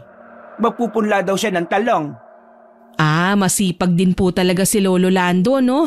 Kahit kagagaling lang sa sakit nagtatanim na uli. Nakapagpatayo pala kayo ng kubo sa taniman nyo. Oo. Alam nyo po, nanganak ang aso ni Melba. Kapag napunta ko ron, ihihingi ko kayo ng isa. Ay sige, salamat Mirna. Nang umalis na si Aling Mirna, sinundan pa siya ng tingin ni Ana. Matalim ang tingin na yon ng bata kaya kagad na napansin ni Lola Cora. Nang makalis na ang kanilang mga suki ay saka kinausap na matanda ang kanyang apo. Bakit mukhang galit ka kay Mirna ha, Ana? Masama po kasi ang ugali niya. Paano masama ang ugali? Nung may sakit po si Lolo, hindi niya tayo tinulungan. Huwag kang magtanim ng galit sa kapwa. Masama yan. Baka wala silang pera nung araw na yon. Balita ko rin kasi na nabaon sila sa utang nung nagkasakit si Lala. Pero malaki po ang pera nila dahil nabenta po nila ang lupa nila, Lola. Ano mo naman lalaman yan? Noong may sakit po si Lala, palagi ako nagbabantay sa kanila kaya alam ko po. Ano ka nagbabantay sa kanila? Hindi ka naman umaalis ng bahay. Basta po. Anong basta? Hindi tamang dahilan yan. Halika, pumasok nga tayo sa bayan, doon natin pag-usapan yan. Hinawakan niya sa braso ang apo at marahang nila papasok sa bahay. Pagkapasok nila ay isinarado pa ni Lola Cora ang pintuan para walang makakita sa kanila. Ngayon mo nga sabihin sa akin ang sinasabi mo kanina. Marami pa ba kaming hindi alam sa iyo? Alam kong marami ka pang kayang gawin na hindi namin alam. Pero ngayon, kailangan na naming malaman ang lahat. Ana, ayaw ko na pinaglilihiman mo kami. Kaya sana sabihin mo sa akin ang mga hindi pa namin alam. Lola! Kapag hindi mo sinabi, magagalit ako sa iyo. Baka po kasi hindi ka maniwala eh. Ngayon pa ba ako hindi maniniwala? Nung sinabi mong aswang ka, hindi ako nagdalawang isip na paniwalaan ka. Noon po kasi, nahuli niyo akong kumakain ng buhay na manok. Ngayon po, wala akong patunay. Ano ba kasi yon? Sabihin mo na. Huwag kang mag-isip na hindi kagad ako maniniwala. Kasi po, kaya kong iwanan ng katawan ko. Nakakalabas po ako ng bahay kahit wala ako sa katawan ko. Naghahanap po ako ng mga taong may sakit para kina mama at papa. Nagbabantay ako sa bubungan ng bahay. Hinihintay kong mamatay sila. Kapag po patay na sila, sinasabi ko kina mama at papa para mapuntahan nila at makakain po sila. Dahil sa pagtatapat ng bata, halos hindi mapaniwalaan ni Lola Cora ang sinabi nito. Pero kapag naaalala niya ang mga kakaiba nitong kilos kapag natutulog, doon niya naisip na baka nga totoo ang sinasabi ng bata. Kinagabihan, ikinuwento agad ni Lola Cora sa kanyang asawa ang ipinagtapat ni Ana. Hindi rin makapaniwala si Lolo Lando, pero namangha siya sa kakaibang kakayahan ng kanilang ampon. Ano ka ba naman, Lando? Nagiging komplikado ng lahat. Pero parang natutuwa ka pa. Bakit ka nakangisid dyan? Wala. Bigla lamang ako natuwa. Natutuwa ka pa talaga? Kaya pala hindi nagugutom ang mga sigbin dahil inihahanap sila ni Ana ng pagkain. Kaya pala sila panay takas. At kaya rin pala kakaiba ang mga kilos ni Ana kapag natutulog siya. Ngayon alam ko na ang lahat. Naiintindihan ko na ang mga ginagawa nila. Kaya nga hindi tayo dapat matakot. Kumikilos sila ng walang nakakaalam. Walang bakas ng pambibiktima nila. Isa pa, hindi nga sila lumalapan ng buhay na tao Bangkay ang kinakain ng mga berbalang. Wala tayong dapat ipag-alala. Ikaw lang ang hindi nag-aalala. Pambihira kang tao ka. Nang sumunod na araw, dumaan si Aling Mirna sa tindahan ng gulay ng mag-asawang matanda para ibigay ang aso na nahingi niya sa kaibigang si Melba. Pagkakuha sa aso ay kagad namang itong itinali ni Lola Cora sa haligi ng kanilang terasa. Gabi-gabi ay nagagambala ang tulog ng mag-asawa dahil sa panay na pagtahol ng aso. Kapag napapahaba ang tahol nito ay may kasunod ng pag-alulong. Inis na inis si Lolo Lando at gusto na niyang alisin ang asong yon, pero pinipigilan lang siya ni Lola Cora dahil nahihiya sa nagbigay nito. Pero isang araw, nagulat sila dahil bigla na lamang nanahimik ang aso. Kahit sa gabi ay hindi na ito tumatahol. Gumising sila isang umaga at napansin ni Lolo Lando na parang may sakit ang kanilang aso. Matamlay ito at naglalaway ang bibig. Nang sinubukan niyang lapitan ay bigla na lamang nagwala at gusto siyang sugurin. Nanlilisik ang mga mata ng hayop at galit na parabang gustong manakmal. Naggalit na ang matandang lalaki. Kinuha niya ang tali nito at balak niyang dalhin sa kubo para ibigay sa mga sigbin. Pero bigla na lang nakawala ang aso mula sa kanyang pagkakahawak. Nagtatatakbo ito na parabang nauulol. Dahil nawala ang aso, pinabayaan na ito na matanda. Naisip niyang hindi naman ito magagawang habulin. Hanggang sa nabalitaan nila mula kay Aling Mirna na nakakagat ang kanilang aso. Lola Cora, bakit ho ba nakawala ang asong ibinigay ko sa inyo? Ako, sabi ni Lando, nagpumiglas daw.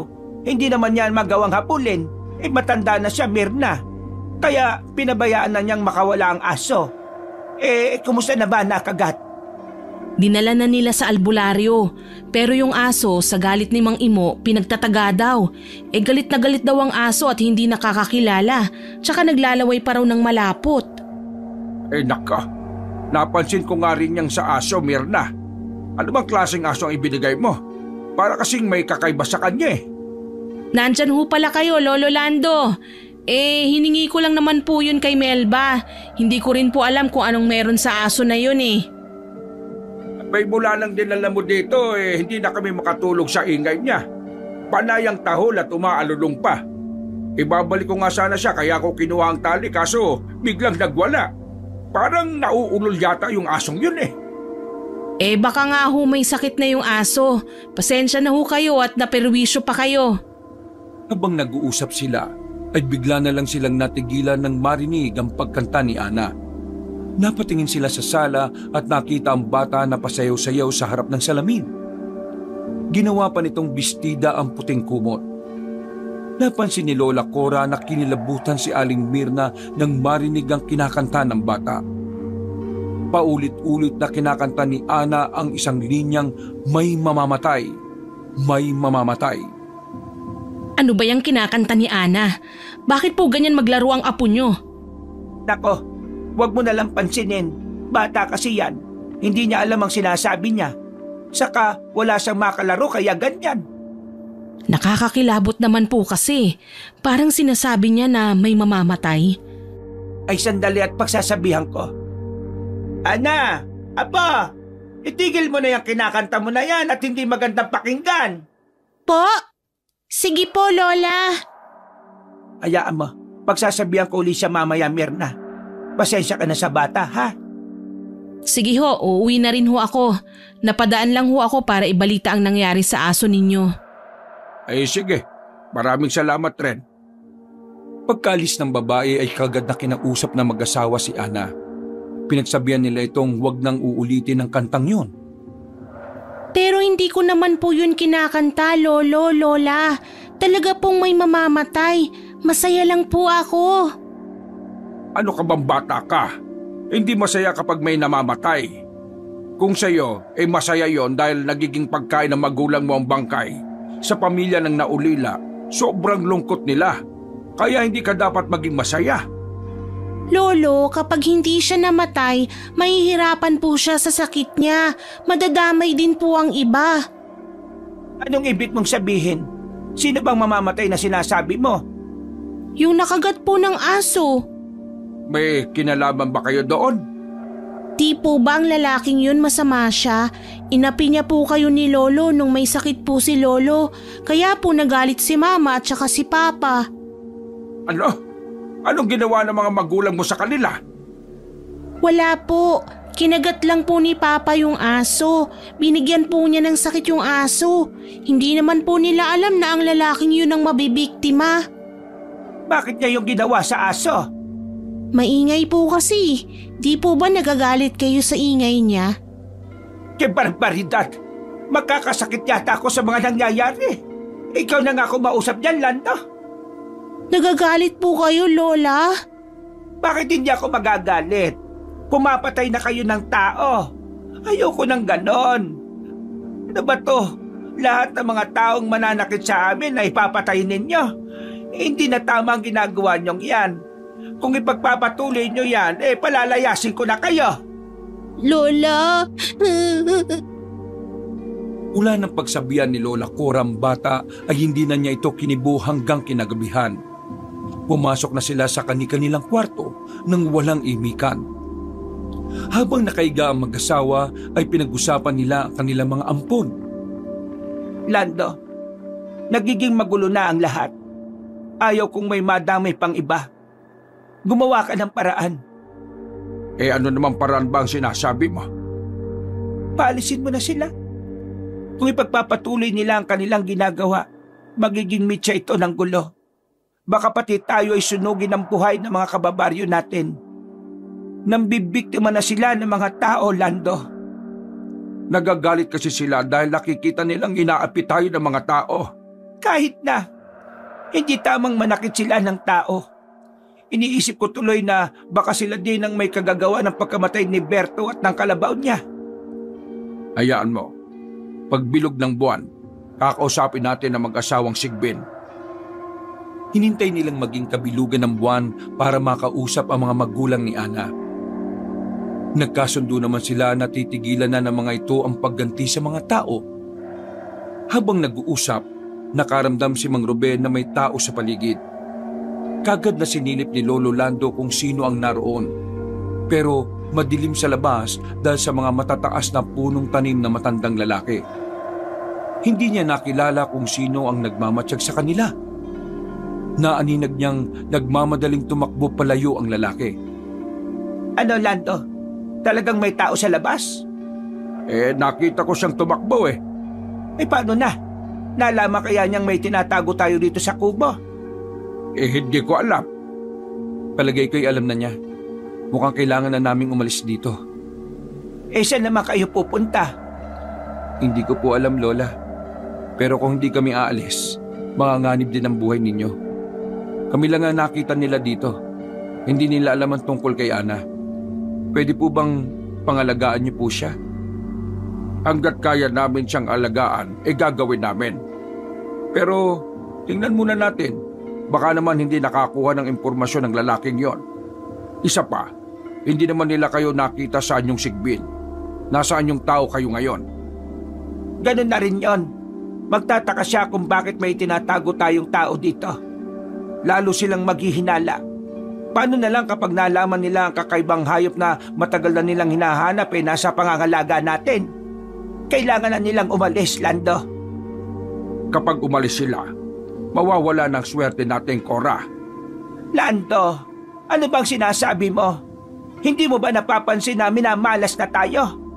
Walang sikretong hindi nabubunyag. Dapat na silang umalis bago pa mahuli ang lahat. Tama pong sinabi ni Lola Cora. Kapag hindi pa kami umalis, malalagay kayo sa panganib. Madadamay kayo sa amin. Pero sa pag-alis po namin, huwag na sana ninyong sabihin kay Ana. Kasi sigurado kong sasama siya. Hindi na namin siya mapoprotektahan. Wala kaming matitirhan. Baka hindi na kami makakita ng mabuting taong kagaya ninyo. Kaya pakiusap po, iiwan namin si Ana. Huwag niyo po siyang pababayaan. Sigurado bang aalis na kayo? Hindi ba pwedeng lumipat lang kayo ng lugar? Saan mo naman siya ililipat, Lando? Huwag po kayong mag-alala. Dadalaw-dalaw po kami. Dahil sa desisyon ng mag-asawa ay hindi na napigilan ni Lolo Lando ang mga sigbin. Nang gabing yon, nagpa siya nang umalis sa mga ito. Nalungkot ang dalawang matanda at hindi rin nila magawang sabihin kay Ana na iniwan siya ng mga magulang niya. Pero ilang araw ang nakalipas. Nalaman din ng bata dahil pinuntahan niya sa kubo ang mga ito at wala na siyang naabutan. Bakit po hindi niyo sinabi sa akin na iniwan na ako nila Mama at Papa? Bakit po nila ako iniwan dito? Sabi nila sa akin hindi nila ako iiwan. Delikado na kasi, Apo. Kailangan na nilang lumayo. Dapat sinama po nila ako. Paano na po sila? Saan po sila titira? Paano sila kakain? Hindi nila kaya maghanap ng pagkain pag wala ako. Kaya nila yun, Apo. Saka sabi nila, dadalawin ka naman nila dito. Kailangan lang na matapos ang mga usap-usapan dito sa baryo. Hindi ako naniniwala. Hindi na sila babalik. Hindi na nila ako kukunin dito. Nandito naman kami ng lolo mo. Ayaw mo na ba sa amin? Gusto ko po ang Mama at Papa ko. Hahanapin ko po sila. Hindi. Huwag mong gawin. Mapanganib. Saka hindi mo alam kung saan sila hahanapin. Kahit na po, hahanapin ko ang Mama at Papa ko. Ilang gabi ring umiyak ng umiyak ang bata. Naging matamlay siya at hindi gaanong kumakain. Inakala nila na kapag umalis na ang mga sigbin ay matatahimik na ang kanilang lugar. Pero lalong naging magulo dahil nakikita ng mga tao ang sigbin na gumagala. Dahil doon ay muling nagronda ang mga kalalakihan. Buo ang desisyon nila na hanapin ang sigbin.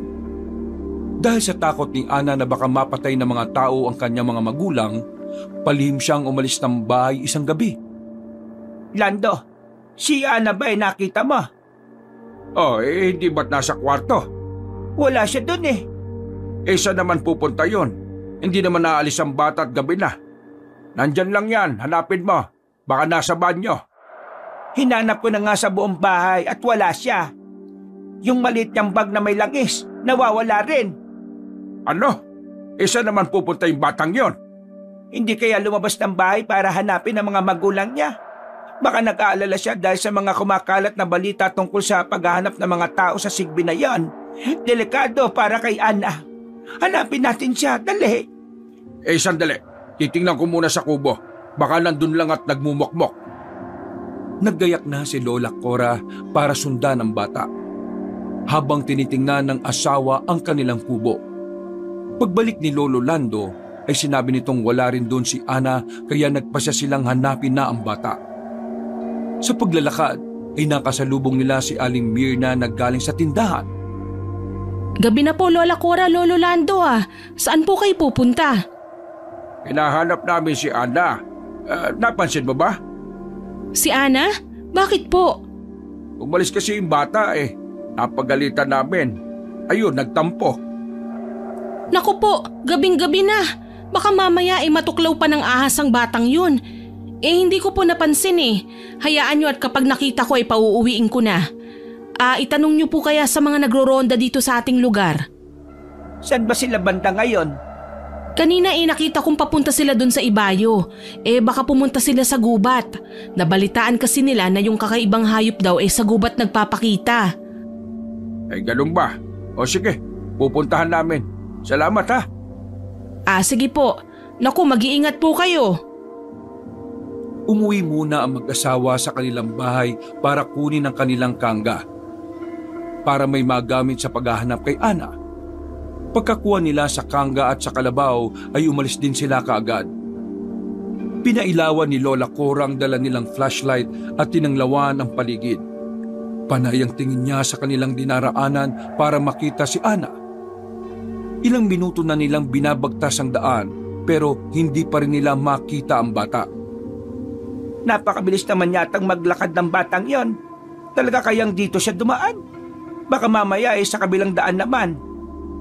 Palagay ko hindi siya pupunta sa bayan. Hindi siya makakatawid sa ilog. Saka isa pa, baka natunugan na niyang nasa gubat ang mga sigbin. Dapat talaga binantayan ko siya ng mabuti. Huwag mo nang sisihin ang sarili mo. Makikita rin natin ang bata. Nang makarating na sila malapit sa gubat, nakita na rin nila ang mga sulo na bitbit na mga tao. Habang papalapit ay naririnig nila ang ingay ng mga ito. Nagsisigawan sila at sinasabing nakita na nila ang sigbin. Ang mga nakakalat na kalalakihan ay nagsama-sama para pumunta sa iisang direksyon kung saan sinasabing naroon ang hayop. Hinagupit na ni Lolo Lando ang kalabaw para pabilisin ang paglalakad nito. Maya-maya ay nakita nila si Ana na naglalakad habang patago-tago sa mga puno. Lando, si Ana yon. Nandun siya sa gawing yon. Siya ba talaga yon? Oo, kilala ko ang damit na suot niya. Saka, sino ba namang batang pupunta sa gubat ng ganitong oras? Si Ana lang yon. Sandali. Bakit ang bilis naman ang kilos ng batang yon? Ang bilis niyang tumakbo. Saka, napansin mo ba? Nag-aapoy na kulay pula mga mata niya. Parang nagbabagang uling. Oo, nakita ko na mga mata niyang yon nung dinalaw namin si Lala. Pero ang sabi niya sa akin, nababangon siya kay Lala. Hindi ko alam kung bakit namumula mga mata niya ngayon. Dalawa lang ang dahilan niyan. Kung hindi gutom, galit. Habulin mo na, Lando. Bumaba ka na sa kangga. Hayun siya, Malalapitan mo kagad kung tatakbuhin mo. Habang nakahinto siya sa punong yon. Sige. Hawakan mo itong tali na kalabaw at pupuntahan ko na siya. Sige, akin na. Nagmamadaling bumaba si Lolo Lando at tinakbo ang bata. Bago pa siya mapansin ito ay mabilis niyang tinakpan ang bibig ng bata gamit ang kanyang kamay. Sa kanya ito binulungan para makilala siya. Hindi na nagwala si Ana at hindi na rin sumigaw nang marinig ang kanyang boses. Kinarga niya ang bata at saka isinakay sa kangga. Lolo? Lola? Bakit po kayo nandito? Hinahanap ka namin. Saka bakit kami ang tinatanong mo? Dapat ikaw ang tanongin namin. Bakit ka nandito? Paano ka nakarating sa lugar na ito? Ang layo na nito Sinundan ko po ang mga tao. Pupuntahan nila sila mama at papa. Nandito daw po sila sa gubat Gusto ko po silang iligtas. Papatayin sila ng mga taong yun. Hindi sila mapapatay ng mga taong yon, Ana. Mabibilis tumakbo ang mga sigbin. Ano ang laban ng mga tao sa apat ang paa? Dalawa lang ang paa ng mga tao, pero ikaw, magtataka sila kung bakit ka nandito ng ganitong oras. Tara, umuwi na tayo bago pa nila mapansin na nandito ka. Ayoko po! Pupuntahan ko sila mama! Huwag na matigas ang ulo mo. Mas ikapapahamak nila ang gagawin mo. Pinalakad na uli ni Lolo Lando ang kalabaw. Pero hindi pa sila nakakalayo nang marinig nila ang sigawan ng mga kalalakihang nagro-ronda. Sa usapan ng mga ito ay napalibutan nila ang isang sigbin. Inutusan ng isang lalaki ang mga kasama na hagisan nito ng apoy para sunugin. Nang marinig yun ni Ana, bigla siyang tumalon sa lupa at mabilis na tumakbo sa kinaroroonan ng mga tao. Natataranta naman ang dalawang matanda. Pinahinto ni Lolo Lando ang kalabaw at sa kanya hinabol si Ana. Dahil sa pag-aalala ni Lola Cora, bumaba siya sa kangga at itinali sa isang puno ang kalabaw. At saka siya sumunod sa pinuntahan ng dalawa. Habang papalapit siya, ay lalong nakakagulo ang mga tao. Palakas ng palakas ang kanilang ingay. Nasa may kataasan ng lugar ang napuntahan nila Lola Cora at mula doon ay natanaw niya ang mga nangyayari. Nakita niyang napaliligiran ng mga kalalakihan ng isang sigbin. Salitan nila itong inaambaan ng sulo kaya lalong nagagalit ang hayop. Umaatake ang sigbin. Hinahablot niya ang mga lalaki sa pamamagitan ng pagkagat. Pero kagad naman itong nahahampas ng mga kalalakihan gamit ang dala nilang pamalo na gawa sa kawayan. Napansin ni Lola Cora na ayaw ding sakta ng sigbin ng mga tao. Ang gusto lang nito ay makatakas. Pero walang awa ang mga tao. Hinagisan nila ng sulo ang hayop at nahagip ang buntot nito. Sumiklab ang apoy at nataranta ang sigbin. Nagpaikot-ikot ito sa lupa para patayin ang apoy. Nakakuha naman ng pagkakataon ng mga lalaki para hatawin ang sigbin gamit ang dala nilang latigo na gawa sa buntot ng pagi. Umatungal ng malakas ang hayop sa bawat paghampas sa katawan nito. Napapapikit na lamang si Lola Cora dahil sa awa sa sigbin. Maya-maya ay biglang nagsigawan ng mga lalaki. Ang ilan sa kanila ay nabuwal at ang iba ay tumalsik. Nang tingnan ni Lola Cora kung ano ang dahilan, nakita niyang dumating ang isang sigbin. Alam niyang si Ruben ito at nagpunta siya para iligtas ang asawa. Sinugod ni Ruben ang mga lalaki at pinagkakagat ang mga ito. Naglayuan ang mga kababaryo ni Lola Cora dahil sa takot sa mabagsik na sigbin na bagong dating. Pero isang matapang na lalaki ang naghagis ng sibat. Tinamaan si Ruben sa hita dahilan para hindi na ito gaano makalakad. Muling sumugod ang mga lalaki. Pinagtulungan nilang hagupitin ng mga hayop. Nang makita nilang nangihina na at pagod ang mga ito dahil sa pagdedepensa sa sarili, lalo namang nagkaroon ng dahilan ng mga lalaki na patayin ang mga hayop. Napalingon si Lola Cora sa kanyang likuran nang makarinig ng yabag. Paglingon niya ay nakita niya ang asawa karga si Ana. Nakagapos si Ana at nilagyan pa ng busal ang bibig para hindi magingay. Anong ginawa mo sa bata, Lando? Huwag kang maingay. Kunin mo si Ana. Hawakan mo ng maigpit. Huwag mong hayaang gumawa ng ingay. Anong gagawin mo? Saan ka pupunta? Susubukan kong iligtas sa mga sigbin. Paano mo sila ililigtas? Bahala na. Susubukan kong pigilan ng mga tao. Pagkaalis ni Lolo Lando ay binalingan naman ni Lola Cora ang bata. Iyak ng iyak ang bata at kahit hirap magsalita ay alam niyang nagmamakaawa ito. Apo, hindi kita maintindihan. Nilagyan ng lolo mo ng busal ang bibig mo para hindi ka makasigaw dahil delikado. Kung aalisin ko yan, mapapangako mo ba na hindi ka sisigaw? Tumango ang bata sa tanong na iyon ni Lola Cora. Kaya nagpasya matanda na alisin ang nakatakip sa bibig ni Ana. Panayang iyak ng bata at awang-awa ang matanda sa kanya. Lola, pagawalan niyo po ako. Gusto kong puntahan sila Mama at Papa. Hindi pwede, Apo. Iniwan ka nila sa amin para hindi ka madamay. Pero kung lalapitan mo sila ngayon, mawawala ng saysay ang pagliligtas nila sa iyo. Papatayin po nila ang mga magulang ko, Lola. Iyangan nandun ang lolo mo. Ililigtas niya sila. Saka kahit pumunta ka doon, wala kang magagawa. Isa ka lang batang aswang at hindi pa ganap na aswang. Mahirapan ang mga magulang mo na iligtas ang sarili nila kapag nandun ka.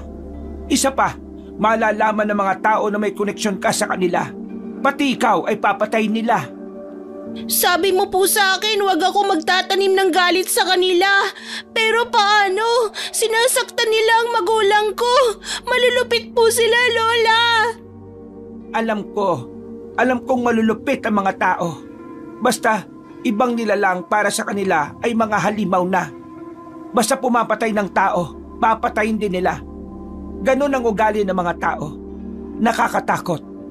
Hindi nga nila inalam ang totoong nangyayari basta na lang nagdesisyon. Kaya, wag na tayong makialam. Mapapahamak lamang tayo. Ayoko po! Ililigtas ko ang mama at papa ko! Pakawalan niyo po ako, Lola! Parang awa niyo na po! Bago pa lumakas ang iyak ni Ana ay tinakpan ni Lola Cora ang bibig nito gamit ang kanyang kamay. Maya-maya ay napatingin sila sa mga tao dahil narinig nila ang boses ni Lolo Lando.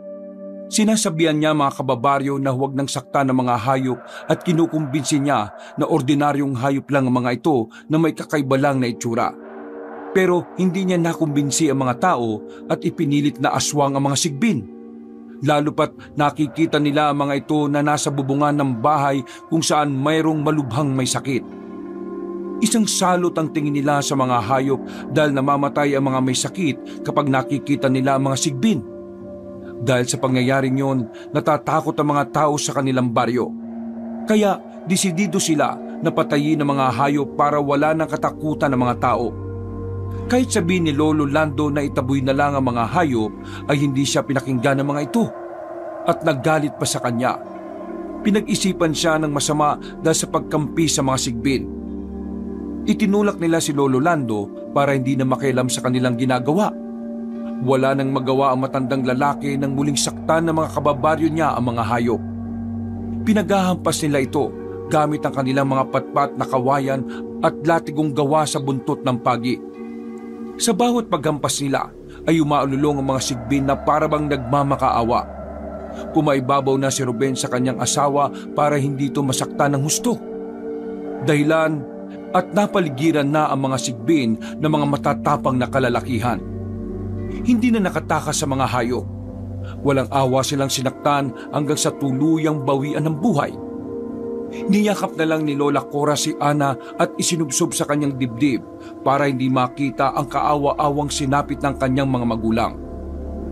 Bibitbitin pa sana ng mga lalaki ang walang buhay ng mga sigbin pero nakiusap na si Lolo Lando na huwag na nilang dalhin.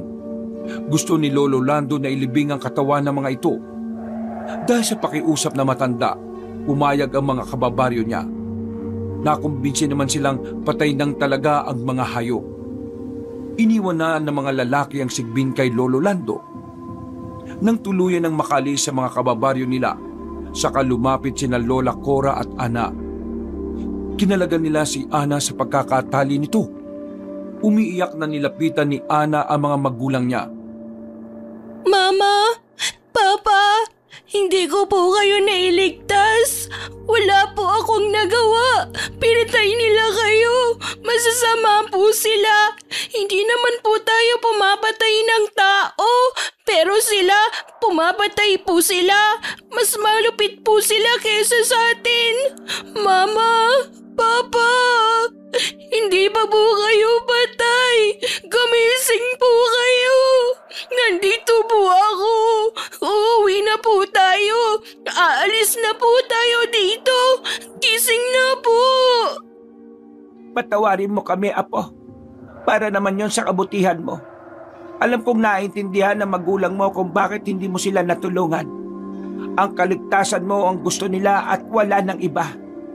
Kung pinakawalan niyo lang po ako, maililigtas ko po sila. Bata ka pa. Hindi mo ba kaya ang mga taong yon? Kung pinakawalan ka namin, baka pati ikaw katabi na rin nila dyan, nakahandusay sa lupa. Gusto ko na rin pong mamatay. Malulupit ang mga tao. Ayoko na pong mabuhay. Hindi, wag mong isipin yan. Iniligtas ka ng magulang mo para mabuhay ka. Kaya dapat ay mabuhay ka. Umiyak nang umiyak si Ana at tinayaan lang yon ng dalawang matanda. Makalipas ang ilang minuto ay unti-unting bumalik sa pagiging tao ang katawan ng dalawang sigbin. Niyakap ni Ana ang kanyang mga magulang hanggang sa hindi na siya makaiyak. Nakatulala lang ang bata at hindi na nagsasalita. Nagpasya na si Lolo Lando na ilibing ang mga magulang ni Ana. Kinuha niya ang pala at asarol sa kanga. Pagkabalik niya ay sinimulan na niyang magkukay para sa paglilibingan ng dalawa. Nang makahukay na ng saktong lalim ay marahang inihulog ni Lolo Lando ang mga bangkay sa hukay pagkatapos ay tulong-tulong sila sa pagtabon dito. Ilang oras pa silang nanatili matapos mailibing ang mga magulang ni Ana bago sila nagpasyang umuwi. Tahimik sila habang nakasakay sa kangga. Niyakap na lang ni Lola Cora ang bata na panakanakang humihikbi. Ilang araw na ang nakalilipas ay hindi pa rin bumabalik ang gana ng bata sa pagkain. Napakatamlay nito. Palagi lang nasa loob ng bahay at minsan ay nakikita ni Lola Cora na bigla na lang tumutulo ang luha ng bata. Kumalat ang chismis sa kanilang lugar na may tinatago mga tao sina Lola Cora at Lolo Lando sa kanilang kubo. Dahil doon ay pinuntahan sila ng mga kalalakihan para alamin kung totoo ito. Ipinakita naman ni Lolo Lando ang kanilang kubo para matigil na ang mga haka-haka. Nang walang makitang tao mga kalalakihan ay humingi ng pasensya mga ito at umalis na pagkatapos. Unti-unti nilang ibinalik ang normal nilang buhay. Pero si Ana ay hindi pa rin nagbabago. Hindi ka pa rin ba nagugutom, Ana? Napakakaunti ng kinain mo. Nabusog ka na ba nun? Opo, Lola. Ano bang gusto mong gawin, Apo? Gusto kong bumalik ang sigla mo kagaya ng dati. Hindi ko po alam, Lola. Ang mga taong yun, malulupit po sila. Tinatandaan ko ang mga mukha nila. Hindi sila pwedeng mawala sa isipan ko. Pag malaki na po ako, sisingilin ko po sila. Huwag, Apo. Mali ang ganyang pag-iisip. Huwag kang gumante. Walang patutunguhan ng pagganti. Hayaan mong sila ang mag-ani ng kanilang kasalanan sa iyo. Nabubuhay po silang masaya, Lola. Pumupunta sila dito tapos bumibili ng mga gulay habang nagtatawanan na para bang walang nangyari. Wala akong magawa. Pero paglaki ko po, meron na akong magagawa. Huwag kang magtanim ng galit, Ana. Ikakapahamak mo yan. Baka hindi ka rin namin mailigtas ng lolo mo. Nangako kami sa mama at papa mo na pangangalagaan ka. Magagalit sila kapag ganyan ka mag-isip. Pero Lola, pinatay po nila ang mama at papa ko. Oo, alam ko. Pero darating din ang araw ng kamatayan para sa kanila. Darating din ang araw na masisingil mo sila kapag ang kinakain mo na ay bangkay ng mga tao. Ang sabi ng mama at papa mo, magiging ganun na ang pagkain mo dahil magsasawa ka na sa sariwang karne. Sige na, kapag dumating yon, hindi kita pipigilan na lapain ng mga bangkay nila. Hihintayin ko po ang araw na yun. Oo, tama. Yan ang gawin mong dahilan para mabuhay ka. Dahil sa sinabi ni Lola Cora sa bata, unti-unting bumalik ang sigla ni Ana. Paminsan-minsan ay nahuhuli pa rin niya itong masama ang tingin sa mga taong pumatay sa kanyang mga magulang. Naawa siya dahil sa mura nitong edad ay may kinikimkim ng galit sa kanyang puso. Pero hindi niya masisisi ang bata dahil sa sakit na kanyang naranasan. Habang lumalaki si Ana, tinuturuan na siya ng dalawang matanda kung paano alagaan ang kanilang mga hayop pati na rin ang mga tanim na gulay. Masipag ang bata at nagsisikap na matuto. Pero hindi mapilit ni na Lola Cora at Lolo Lando na pumasok sa eskwelahan ng kanilang apo. Ayaw ni Ana na makihalubilo sa mga bata o sa iba pang mga tao. Dahil doon, tinuruan na lang nila itong magbasa at sumula para hindi pa rin napag-iiwanan. Palaging isinasama ni Lola Cora ang bata sa pagtitinda ng gulay hanggang sa naging masigla na ito. Tumutulong na rin ito sa pagtitinda. Habang nag-aayos si Lolo Lando sa tindahan, dumating naman si Aling Mirna. Habang namimili ito ng gulay ay nagkukwento ito tungkol kay Mang Imo. Alam niyo na po ba ang nangyari kay Mang Imo? Oo nga pala. Kumusta na ba siya? Abay, ilang araw daw po matapos makagat ng aso ay nilagnat ng matindi. Dinala daw po sa ospital. Nalaman nila na narabis daw talaga siya. Hindi na raw po kinaya ni Mang Imo ang rabies at namatay din siya. Kawawa naman pala ang sinapit niya. Di ba ang aso na yun galing kay Melba?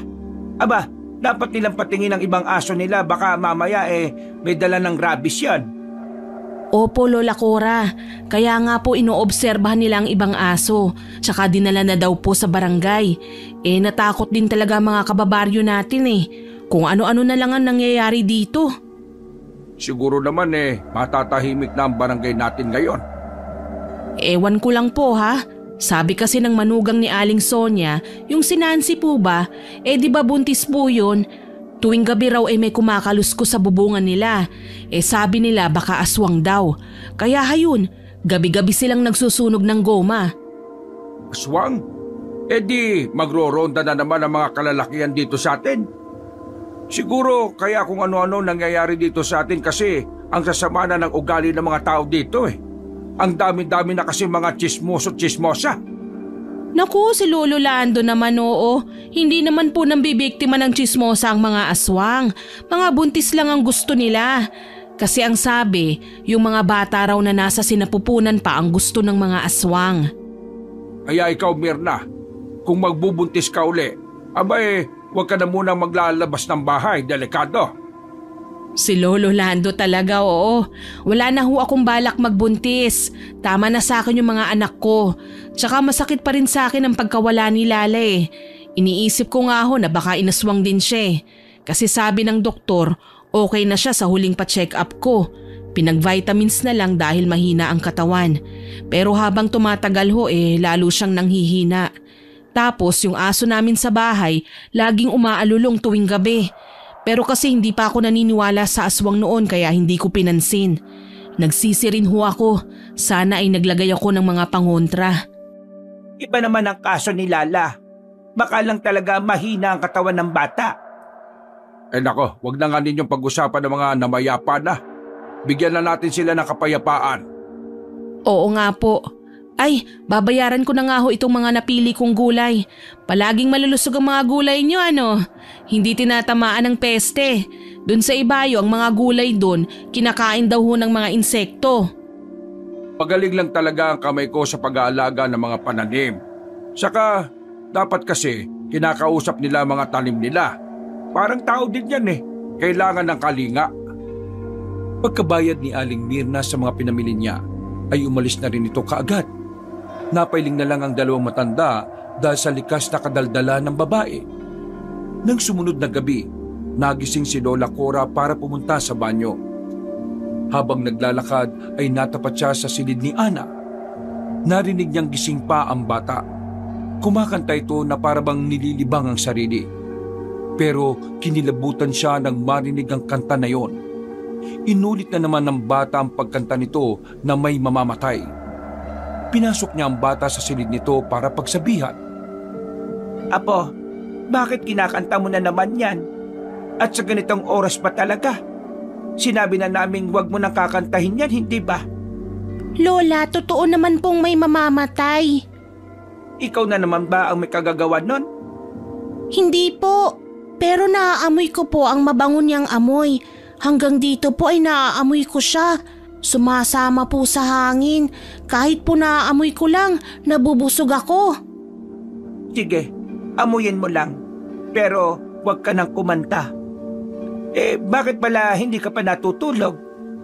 Hindi ko po alam. Hindi lang po ako inaantok pa.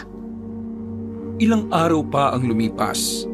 Maagang nagising si Lolo Lando. Pumunta siya sa likod bahay para magpakain ng kanyang mga alagang hayop. Pagdating niya roon ay naabutan niya si Ana na kinakain ng isang patay na manok.